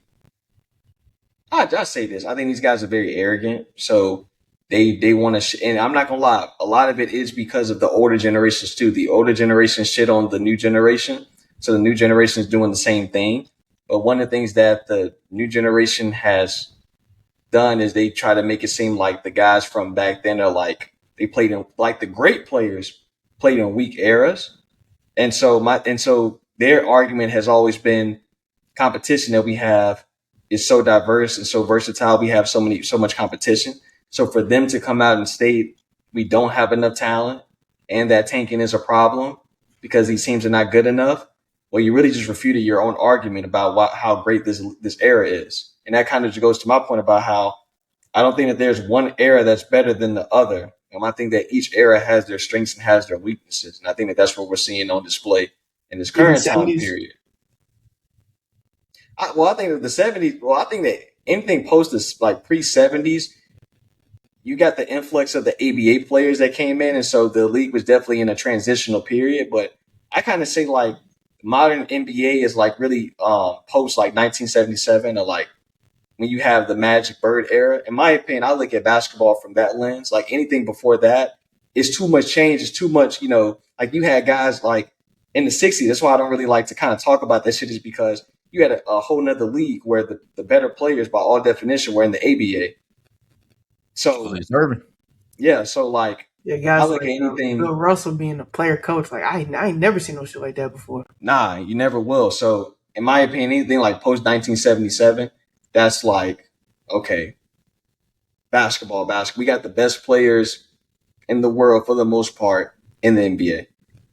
So I kind of look at it like that. I think 80s, 90s, 2000s, 2010s, 2020s, like there are good things and bad things to pull from each of those eras. Like I kind of hate when old heads talk about how tough the 80s were, and it was like the niggas were averaging 120 plus points a game like for the most part. 2010s of scoring, pretty much like kind of like Well, because like the pace of play in the beginning of the 2010s was kind of slow, but towards like the mid 2010s, like into like the 2020s, it's basically like the pace of play and the scoring.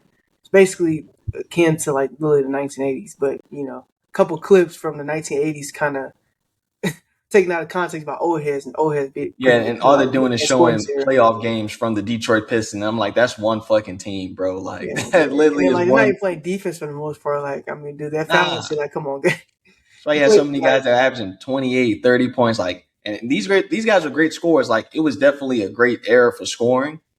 So that's why, like, you got guys like Alex English, Bernard King, and Jordan, and Dominique Wilkins, and all these guys. Like, it was a great era for scoring, but the defense is very, very overrated. Then in the late 90s to like the early 2000s, it became overly defensive. It was too much defense. But You feel like what I'm that's saying? when So you like, got like the people that were saying like the offense was bad because I ain't gonna lie, like that was kind of like the evolution from like the early '90s where like I'm not trying to say offense was stagnant, but it was definitely like a style of play that most teams kind of acclimated themselves to, and like going into like the like the late '90s, the midnight, really from like yeah, it was the hero 1995. ball era. Yeah, Everybody was yeah. they were trying to 1995 to follow like the Jordan 04, it style. was kind of nasty. And then like towards like after even after that stretch, but like like after like the Steve Nash era, going into like the early 2010s, like people say like that era was like the scoring like you scoring easy, but even that era like you look at like points per game, pace, it is literally still kind of low. So and that's where you have like zone defense come in. So yeah, I feel like people kind of overblow like the like the era stuff and like this era is better than the other. Where if you're a real basketball fan, you kind of value like each era.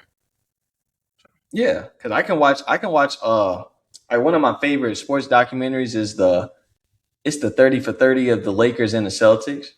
And like those finals with the Celtics and the Lakers, like Bird and Magic, like that was some good ball.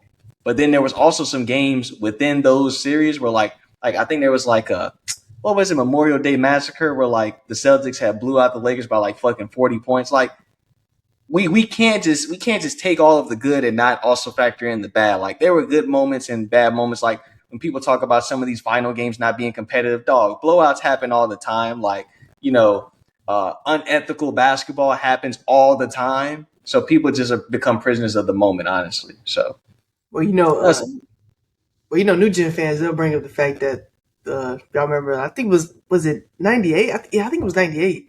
'98, the Bulls they beat the Jazz by like what 40 points, something like Jazz scored like 58 points. They'll bring that up all the time. They'll be like, these Jazz team they weren't that good even though they the beat like Bulls team was just that yeah great, and the Jazz were a really good yeah team. Jazz Like are a really good team. Like they they swept just like ran it. yeah Yeah, they they swept just like the ran up against a Lakers and dynasty. yeah they beat like It's the kind of like how you talk about the Cavaliers. Rockets, the Houston Rockets. Like they just ran up against a dynastic team. Like the Jazz, you put them in any other area, they probably win a championship. But you going against the Chicago Bulls of the '90s, like not going, and they had an MVP on their team, like Karl Malone in Seven, 1997. He was 97, MVP. 99. So you got an MVP, you got an All NBA player on your team in John Stockton. That's a really good team. They just ran up against Jordan. But people will see those clips of like I'm not gonna lie, like the offense isn't really like advanced. Like people will see Nah, like there was this clip that blew up where it was like the first 3 minutes or something of like the 1998 like game one or not game six, and people was like, dude, this offense is terrible. And I'm like, well, it's a different time. You know what I mean? Like different time. So you yeah, and kind of also can't the kind of the can't look at it offenses from back like then. today's lens and be like, like it's terrible. Like of course it's gonna be like older than what we see nowadays, where there's a lot of ball movement and motion. Yeah, because I mean, think about it. Back then, for the most part, on most teams outside of like the triangle offense, they ran the offense through the post.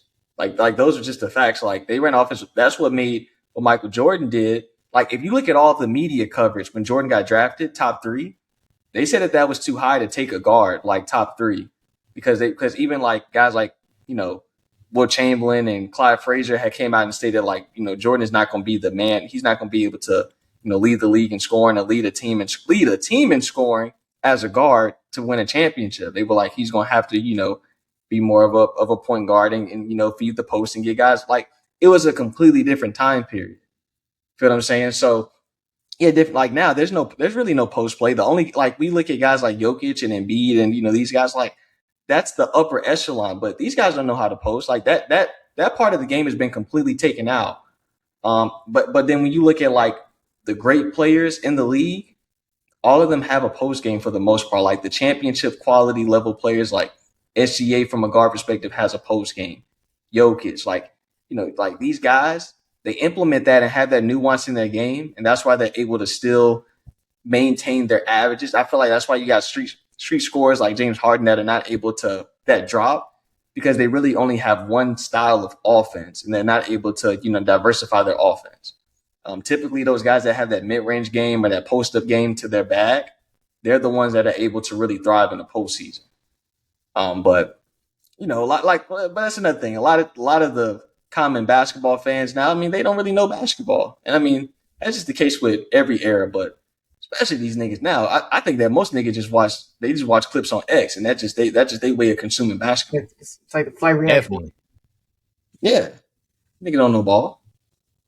Hey, man, let's go ahead and get into the last NBA topic of the day, the 65-game threshold. Now, early this morning, reports came out that Cade Cunningham will miss an extensive amount of time with the collapsed lung. Prayers up for him, for sure. But yeah, Cade, he'll miss definitely the end of the regular season. The Pistons said they're hopeful that he can come back for the playoffs. Now this season, Cade, everybody's been hyping him up to be the potential MVP. A lot of people definitely got him as first team All NBA, and as of now, or at least before the injury, he played 61 games on the season. And of course, with the 65-game threshold, he will unfortunately miss out on any of those awards or accolades. So once again, the talks rose. The talks have constantly been going on, especially throughout the season. We saw Jokic. He went out with his knee injury for an extensive amount of time. So far on the season, he's played 54 games, and he can only miss one more game. Same with SGA. He had an abdomen injury. He can only miss 5 more games. Luka, he can only miss 5 more games as well. Wemby, he can only miss 2 more games. And Ant constantly has 58 games on the season, but he'll be reevaluated in 2 weeks, and he can only miss 5 more games. So, of course, it's always been going on about this 65-game threshold where, fans, especially fans on Twitter, they're saying that the 65-game threshold should be lifted, or it should be brought down from 65 games to maybe 60 or 55. Guys, what are y'all thoughts on it? I know for me, I think the 65-game threshold is fine. If you look at majority of the big time award winners, like your MVPs, all NBAs, all that, those guys are usually playing about 65, 66, 67 games a season. So, it doesn't hurt me. Like, it's crazy because I'm seeing fans talk about lifting up the band for guys like Steph Curry. Steph Curry's only played 39 games on the season. Like, I get it. Okay, I never heard anything like that. Like Steph's had a good season, but to lift for guys who have played a quarter of, or a third of the season, like, come on, man. You gotta send me that after this, because I've not seen that. Yeah, like I'm kind of getting sick and tired of it. I think the 65-game threshold is perfectly fine. Like, I understand it. I mean, you want to prioritize health, and you don't want guys to try and hurt their bodies just to win an award, like we saw with Joel Embiid. He tried so hard to make that 65-game threshold so he could win the MVP, which he did. But, I mean, like, majority of the injuries that these guys have, they're like soft tissue injuries. They're like injuries that can be solved by, eating a certain way, working out a certain way. I mean, we constantly see guys talk about it. Like, I saw a clip of Tyrann Mathieu. He was talking about soft tissue injuries. He was like, I don't understand how. I don't understand. He said what? So with the honey badger, like football? Yeah, like he was talking about soft tissue injuries, and he said he didn't understand how guys are getting it, and he said it really comes from what they're eating and their workout habits, and like that's constantly what I'm hearing. It's the Well, workout habit. Tyrann Matthew, the problem is that these NBA players, they don't practice during the season. That too. That's like that's the I'm biggest not gonna problem. lie. Basketball is a completely different sport than It's It different football. from is. the Like you NFL. can't I understand it. That's Yeah. why I'm like laughing. I'm shocked that he would even put his input out there. Like, I'm not gonna Yeah, lie because it's I like don't know if he was football player. exactly talking about the NBA. I'm not sure. I didn't fully get the context behind the clip, but I just saw it, and like we've been seeing it, of course, constantly. Like from a lot of former NBA players, they're always talking about how these soft tissue injuries can be eliminated, especially coming from like their practices. I know I've definitely heard a lot from Gilbert Arenas. He always says that these guys are their practices are really just shooting rounds for the most part, and it's not really an intense, practice. And but why would they have when an it, intense practice? yeah, I mean, I get it, but like when you going into the season, especially like during the summer league, training camp, these guys are really just shooting around for the most part, and their bodies aren't gonna get acclimated to the intensity of an NBA game, so they're kind of just now getting used to an NBA game, like when you start the NBA season, because I mean they're not really playing intense or being in intense practices, shall I say? Facts. I think the big problem is like when you're comparing it like basketball nowadays against like other areas. There's too much motion. There's too much cutting that goes into play for people just to be like, oh, okay, it's just like they don't practice anymore. Like I don't feel like that's the because like honestly, bro, when you see like these guys, they're running like 2 miles, 2 or 3 miles a game. When you see them playing like 82 games and the fact that the floor is space like so like the floor is space so crazy nowadays that like I mean most offenses they're pretty much running like a 4 to 5 out, like 4 or 5 out offense. So the fact that guys are having to, you know, when when like a when like a player penetrates the defense and guys are having to help and rotate and come, close out on defenses, like that's always the when I played basketball like middle school that that was always the drill I hated doing was like closeout drills because it's like, dude, it's so annoying. But closeout drills do put a lot, like they put a lot of pressure on your joints. And I feel like that's what a lot of older basketball players don't kind of understand, like the fact that it legitimately is hard to play defense now. And I feel like a lot of people just, they look at it being like, these guys they don't play defense anymore. But with the rules and how difficult it is to kind of guard a lot of these guys, that's kind of a feature or aspect of it that a lot of people don't really realize is that you got to cover so much space nowadays, and play against so many different type of offensive guys. Like you may have to guard a guy like Wimby on one position, or you got to guard like a wing guy or a guy like SGA who's very very flexible. So yeah, I feel like that's a component that many people don't kind of consider is like it's a lot of running around that you have to do on the basketball floor, and I feel like a lot of that that's where you see a lot of these soft tissue injuries coming from. And a lot of it is like, they're not practicing, it's hard. But, then again, I would probably say like, why would you practice hard nowadays? Like, it's kind of like a turnaround effect in my opinion. So, but yeah, I would kind of attribute it a little more to that than, kind of the practice. Well, I think everything that you said is factually accurate. I think the problem is that I don't think that all of the rest that the players are getting and the lack of practicing is helping these guys not get hurt more. I think that there's a happy medium that could be made. I definitely think that the conditioning, as well as maybe some of the strength training, is not up to par. And I think that over reliance and dependence on the doctors and what they're saying about, okay, yeah, they need this amount of rest. I think that potentially is kind of hurting this a little bit because you do need to be able to have some wear and tear on your body in order to sustain an 82 game season. Those are the factuals. Same thing applies with NFL and with other sports. Look at sports like boxing. Like there's always too much training that you can do, but you need to have a good amount of wear and tear on your body in order to encounter like 12 rounds. You feel what I'm saying? So that would kind of be my pushback on that. But I do agree the game is definitely different, which means that we have to take a look at the training and make updates. And you can't train like how you guys did like back in the 90s and the 2000s where niggas were lifting weights all fucking day. Like, no, I don't think that that's the way to go.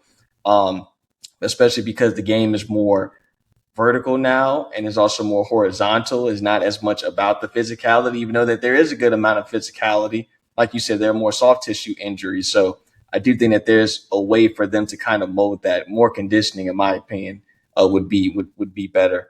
I think that the 65 game thing, what's hilarious about this conversation to me is that it just goes back to my conversation about how you just cannot take what fans say seriously. They don't know what the hell they're talking about, because the same fans that are talking about how they need to get rid of the 65 game threshold were the same ones that were praising Adam Silver and these guys for implementing this, specifically because unless you're a 76er fan, you don't like Joel Embiid that much. And a lot of people basically attributed that as the Joel Embiid rule.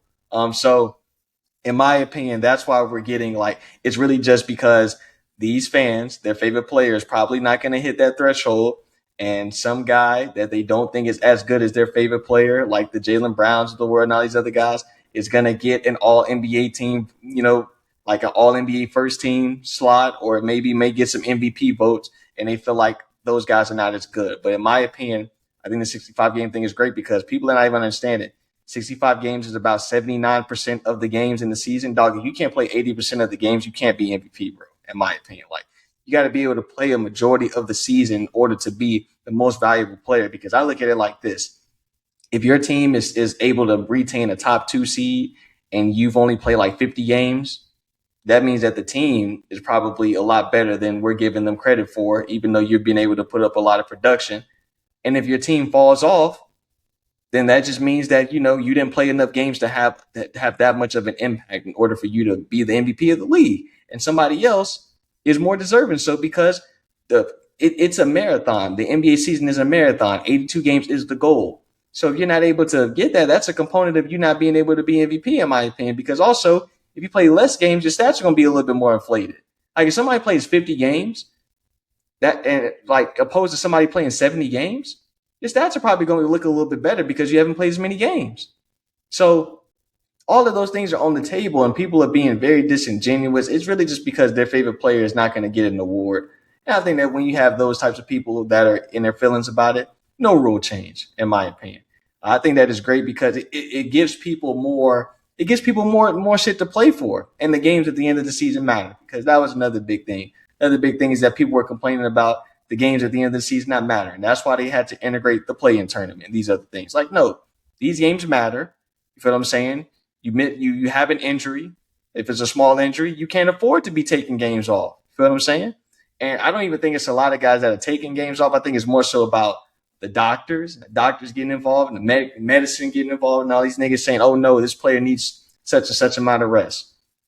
Bro, if you're not like LeBron or KD or Steph's age, like, getting all of this rest for what, dog? Like, unless you're on an East Coast road trip and you're playing 4 games in 7 nights, which doesn't fucking happen anymore, go to work and play. That's kind of how I view it. If you're healthy, if you're not healthy, sit your ass down. If you are healthy, go to play, man. All the load management shit, that shit is for the birds, because we've seen just because you load manage doesn't mean that you're going to be there at the end of the season, and doesn't mean you're going to win a championship.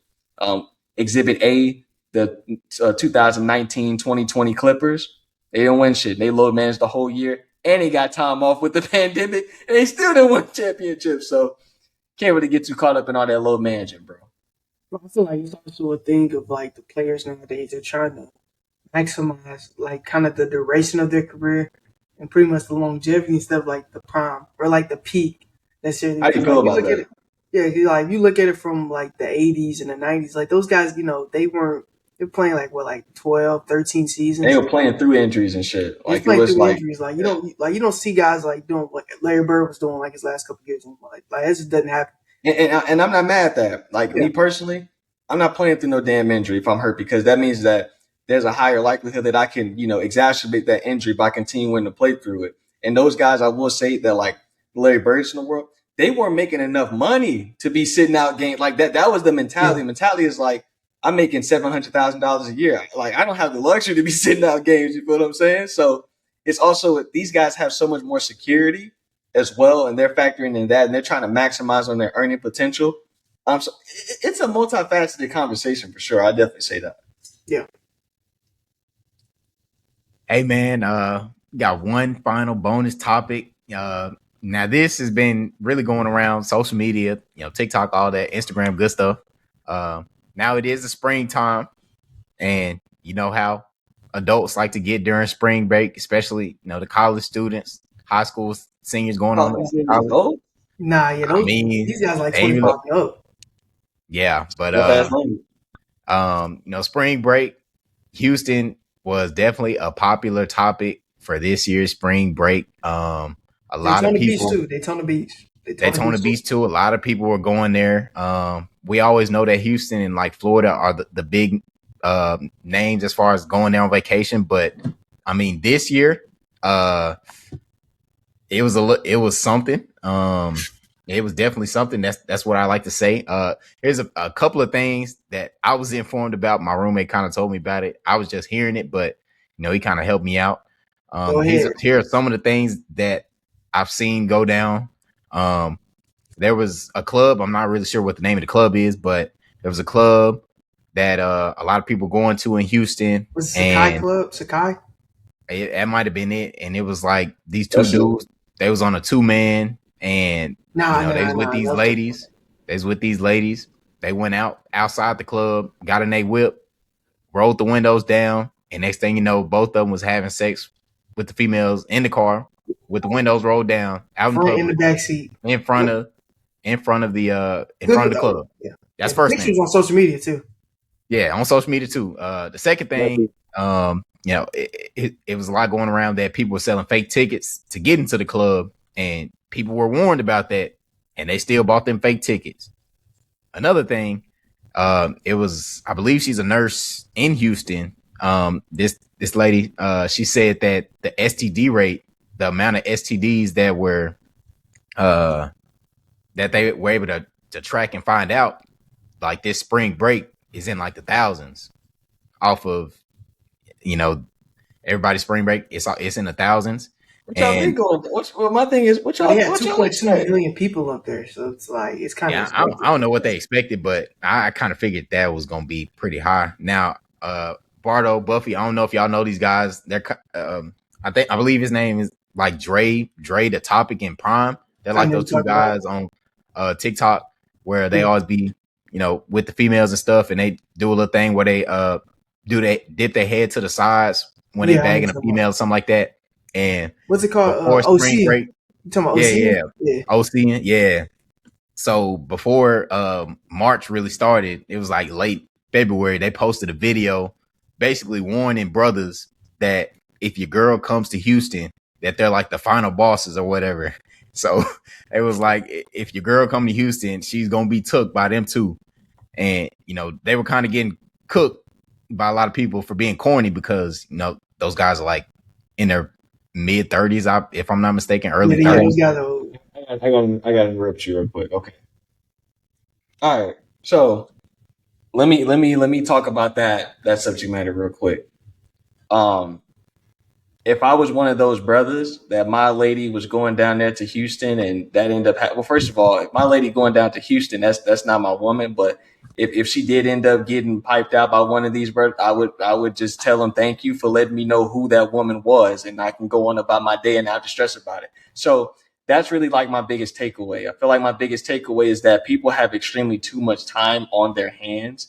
And there was some of the biggest things that I thought was pretty concerning was our brother CJ was showing me a lot of these guys were toting, man. Like these niggas, they strapped up on the beach. And I'm like, damn, it's like that. Like niggas is really packing on the beach like that. Like I saw like bro sent me a TikTok and it's like one guy he strapped, he got something in his waistband, and the nigga right behind him got something in his waistband. I'm just like, damn, it's like that. And I think that the biggest problem with this whole conundrum is the conundrum surrounding the spring break shit is that people just have extremely too much time on their hands, and they also are getting so wrapped up in the social media world that they're looking, bro.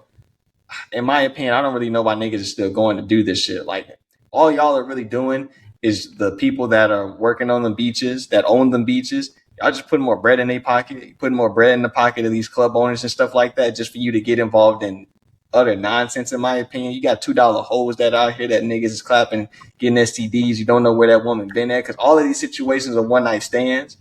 I never understood that either. So it's just a lot of it. In my opinion, this is like the time of idiocy. It's the time of idiocy for these niggas and their coonish behavior to go down there and get involved in a bunch of bullshit. So that's what I've seen. And I was like, wasn't really surprised with any of the shit that I saw because, it's just a bunch of idiots. That's why when you said that these are adults, I'm like, nah, these are not adults. These are males and females that are getting involved in dumbass behavior because they dumbasses. A lot, in my opinion, this is like niggas talk about coonish behavior. There's a lot of coonish behavior that's going on down there, man. Niggas out there having sex in public settings, into a club. Niggas told him, like, you told him to strap when you're on the beach, dog. Like, your priorities are just real all the way fucked up, man. All the way fucked up. And if you're a woman, I'll say this. If you are a female and you're in a relationship and you're going down to spring break to Houston or Miami or one of these places, brothers, she just don't value first of all, she doesn't respect you and she doesn't value their relationship. So don't be trying to dissuade her from going to, parlay with her friends when she go down to Daytona Beach or Miami Beach or Houston or whatever like that. Don't be trying to, tune in on her and, try to talk to her friends and, get in her messages and see what happens. Just let her go, man, because she already showing that she don't respect you. Because if they going out there to do things like that, bro, we already know what their agenda is. Already know what their agenda is and what their intentions are.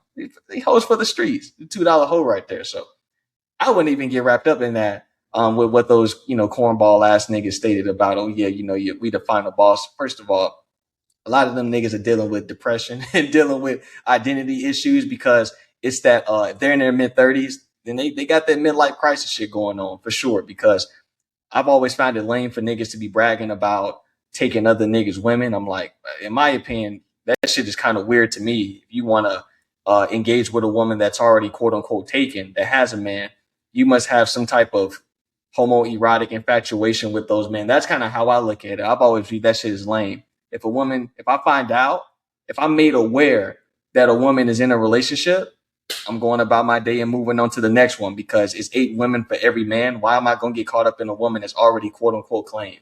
I think that shit is foolish. So, but brothers going to do whatever they want to do. I'm not at the liberty to tell niggas what to do, but if you're trying to remove yourself from these situations, it's very, very easy and simple to come about that. So that would just kind of be my little word of advice, man, for the niggas that if your girl going down there to Houston, brothers, just let that woman go, man. That female is not for you, man. We already know how she getting down and how she operating. She probably gonna be one of them STD casualties.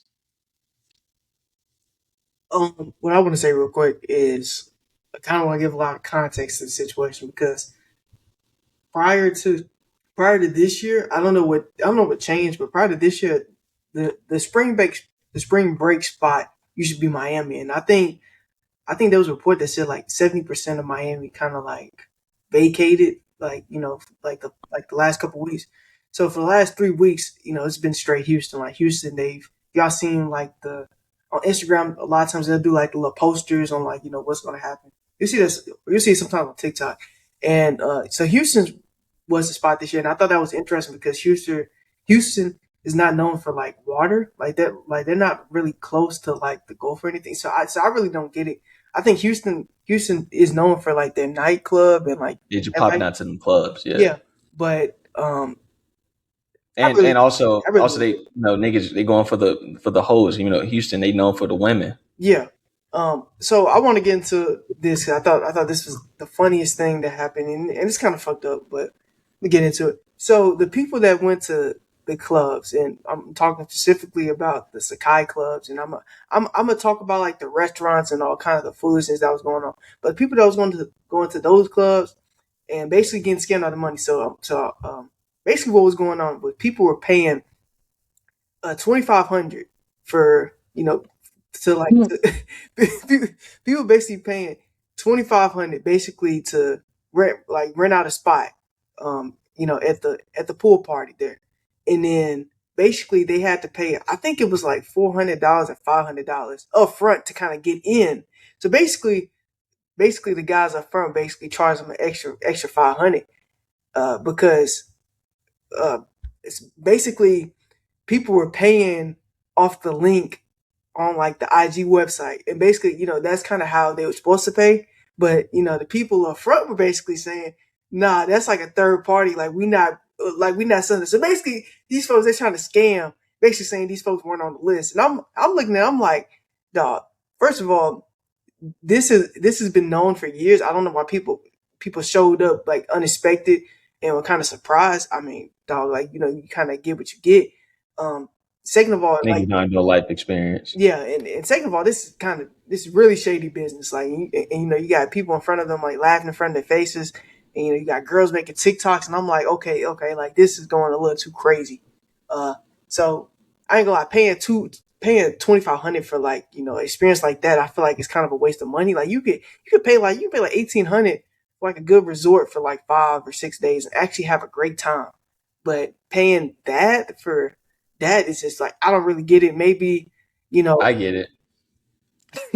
maybe somebody with club experience knows, but I really don't get it. Now getting into other aspects like these folks going to the gas stations and a lot of mayhem going down, people pulling guns, people just standing on top. And honestly, I'm kind of looking at it from the perspective of like, okay, like what if I'm an actual working person, working resident in Houston? I got work in the morning. Why are the streets like filled at 4 a.m. in the morning? Like there's police cars, and it's just like you can barely get anywhere. Like so, if you're thinking of it like from a perspective like this, like what if I'm trying to get to work in the morning? There's hella traffic. I gotta wait in line already. For like a 5 a.m. shift. You also got to try to get gas. And you got folks just hanging around the gas, like, hanging around the gas station like it's a black party. It's like, gang, I'd be so mad for. So just looking at it from like stuff like that, man, like I think this whole spring break shit is hilarious. Honestly, in my opinion, if I was anybody who would go on one of these trips, I think they just probably need to take it back to Miami. I feel like Miami was kind of a better spot than Houston is. Houston is just kind of cool with the nightclub stuff, but overall, Miami just works better. The Daytona Beach stuff was hilarious.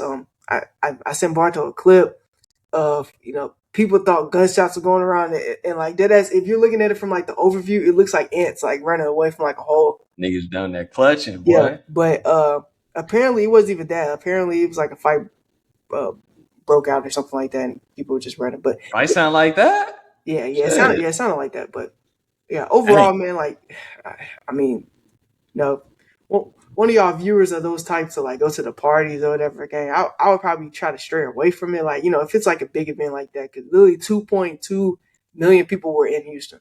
Like it was crazy if you were actually there. So I would probably try to stray away. And then looking at some of the TikToks, like guys are posting up, and they're posting. I know Jay has seen these videos, but there's a couple of videos that I've seen that was like first night in Houston, and laying around with like the biggest thigh.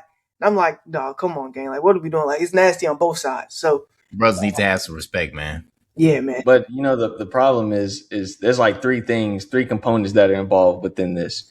You got the simps, and when I call them simps, I'm really just talking about niggas that are simple. Like the fact that you're paying 2,500 or however many for that shit, like you're really just simple minded. Plus like the 500 at the door. Yeah, you're really just night. simple minded. Then you also have the hoes, the thoughts, like they going down there because they want attention. But the biggest thing of all is that these people don't have anything productive going on in their lives, so they just have a bunch of time and they're able just to waste time. Like they don't have anything better to do. When people are asking me like, why are they doing it? They literally don't have anything better to do. Those are just the facts. They don't have anything better to do, and they want attention. And also a lot of these niggas and females are very depressed, so they want to go out there and cause chaos and cause mayhem. So that's why when you see these niggas on top of the cars in the gas station, whatever, they just out there causing confusion and chaos because they don't have anything better to do. So it honestly is really like I said, this is the era of stupidity. And honestly, you just have a bunch. And then the fact that they posting everything on social media, that doesn't help at all because, I mean, toxicity attracts toxicity. So people are just going to follow the crowd. So that's kind of all the shit that's going on. You got a lot of people that are seeing shit on social media and they're just like, oh, man, it's chaos down there. It's chaos down there. It's women down there. I'm finna go and follow the flock. And brothers, you got to be very, very careful because you putting yourself in them type of situations, how niggas get shot. So got to definitely be cautious and be paying attention to your surroundings. If anybody tells me that there's 2.2 million people in a specific area, I'm going the opposite direction because that's too many damn imbeciles and people that are like a lot of these people, they got very shitty qualities. Like the niggas that get scammed and people are recording them and laughing at them. Like you got to watch them people because they have no empathy. They have no empathy or sympathy for like even though those are fools, but it's like I would have felt more bad for them niggas, but to laugh at them. So these are the type of people that you're gonna be around. You go down there into them situations, and for niggas that say that they just want to have fun and have a good time, you can have fun and have a good time, but it can be a very short time because that's how niggas end up losing their life. Facts, man. But go ahead and end off the video. Yeah, man. The club scene, you know, have a good time if you want, I guess. But yeah, man. If you enjoyed the video, make sure to hit the like button. And if you made it this far, make sure to comment once again. Let us know which one was your favorite topics. But yeah, man, this is Jay, Bardo, and Buffy. We're signing off. Until the next video.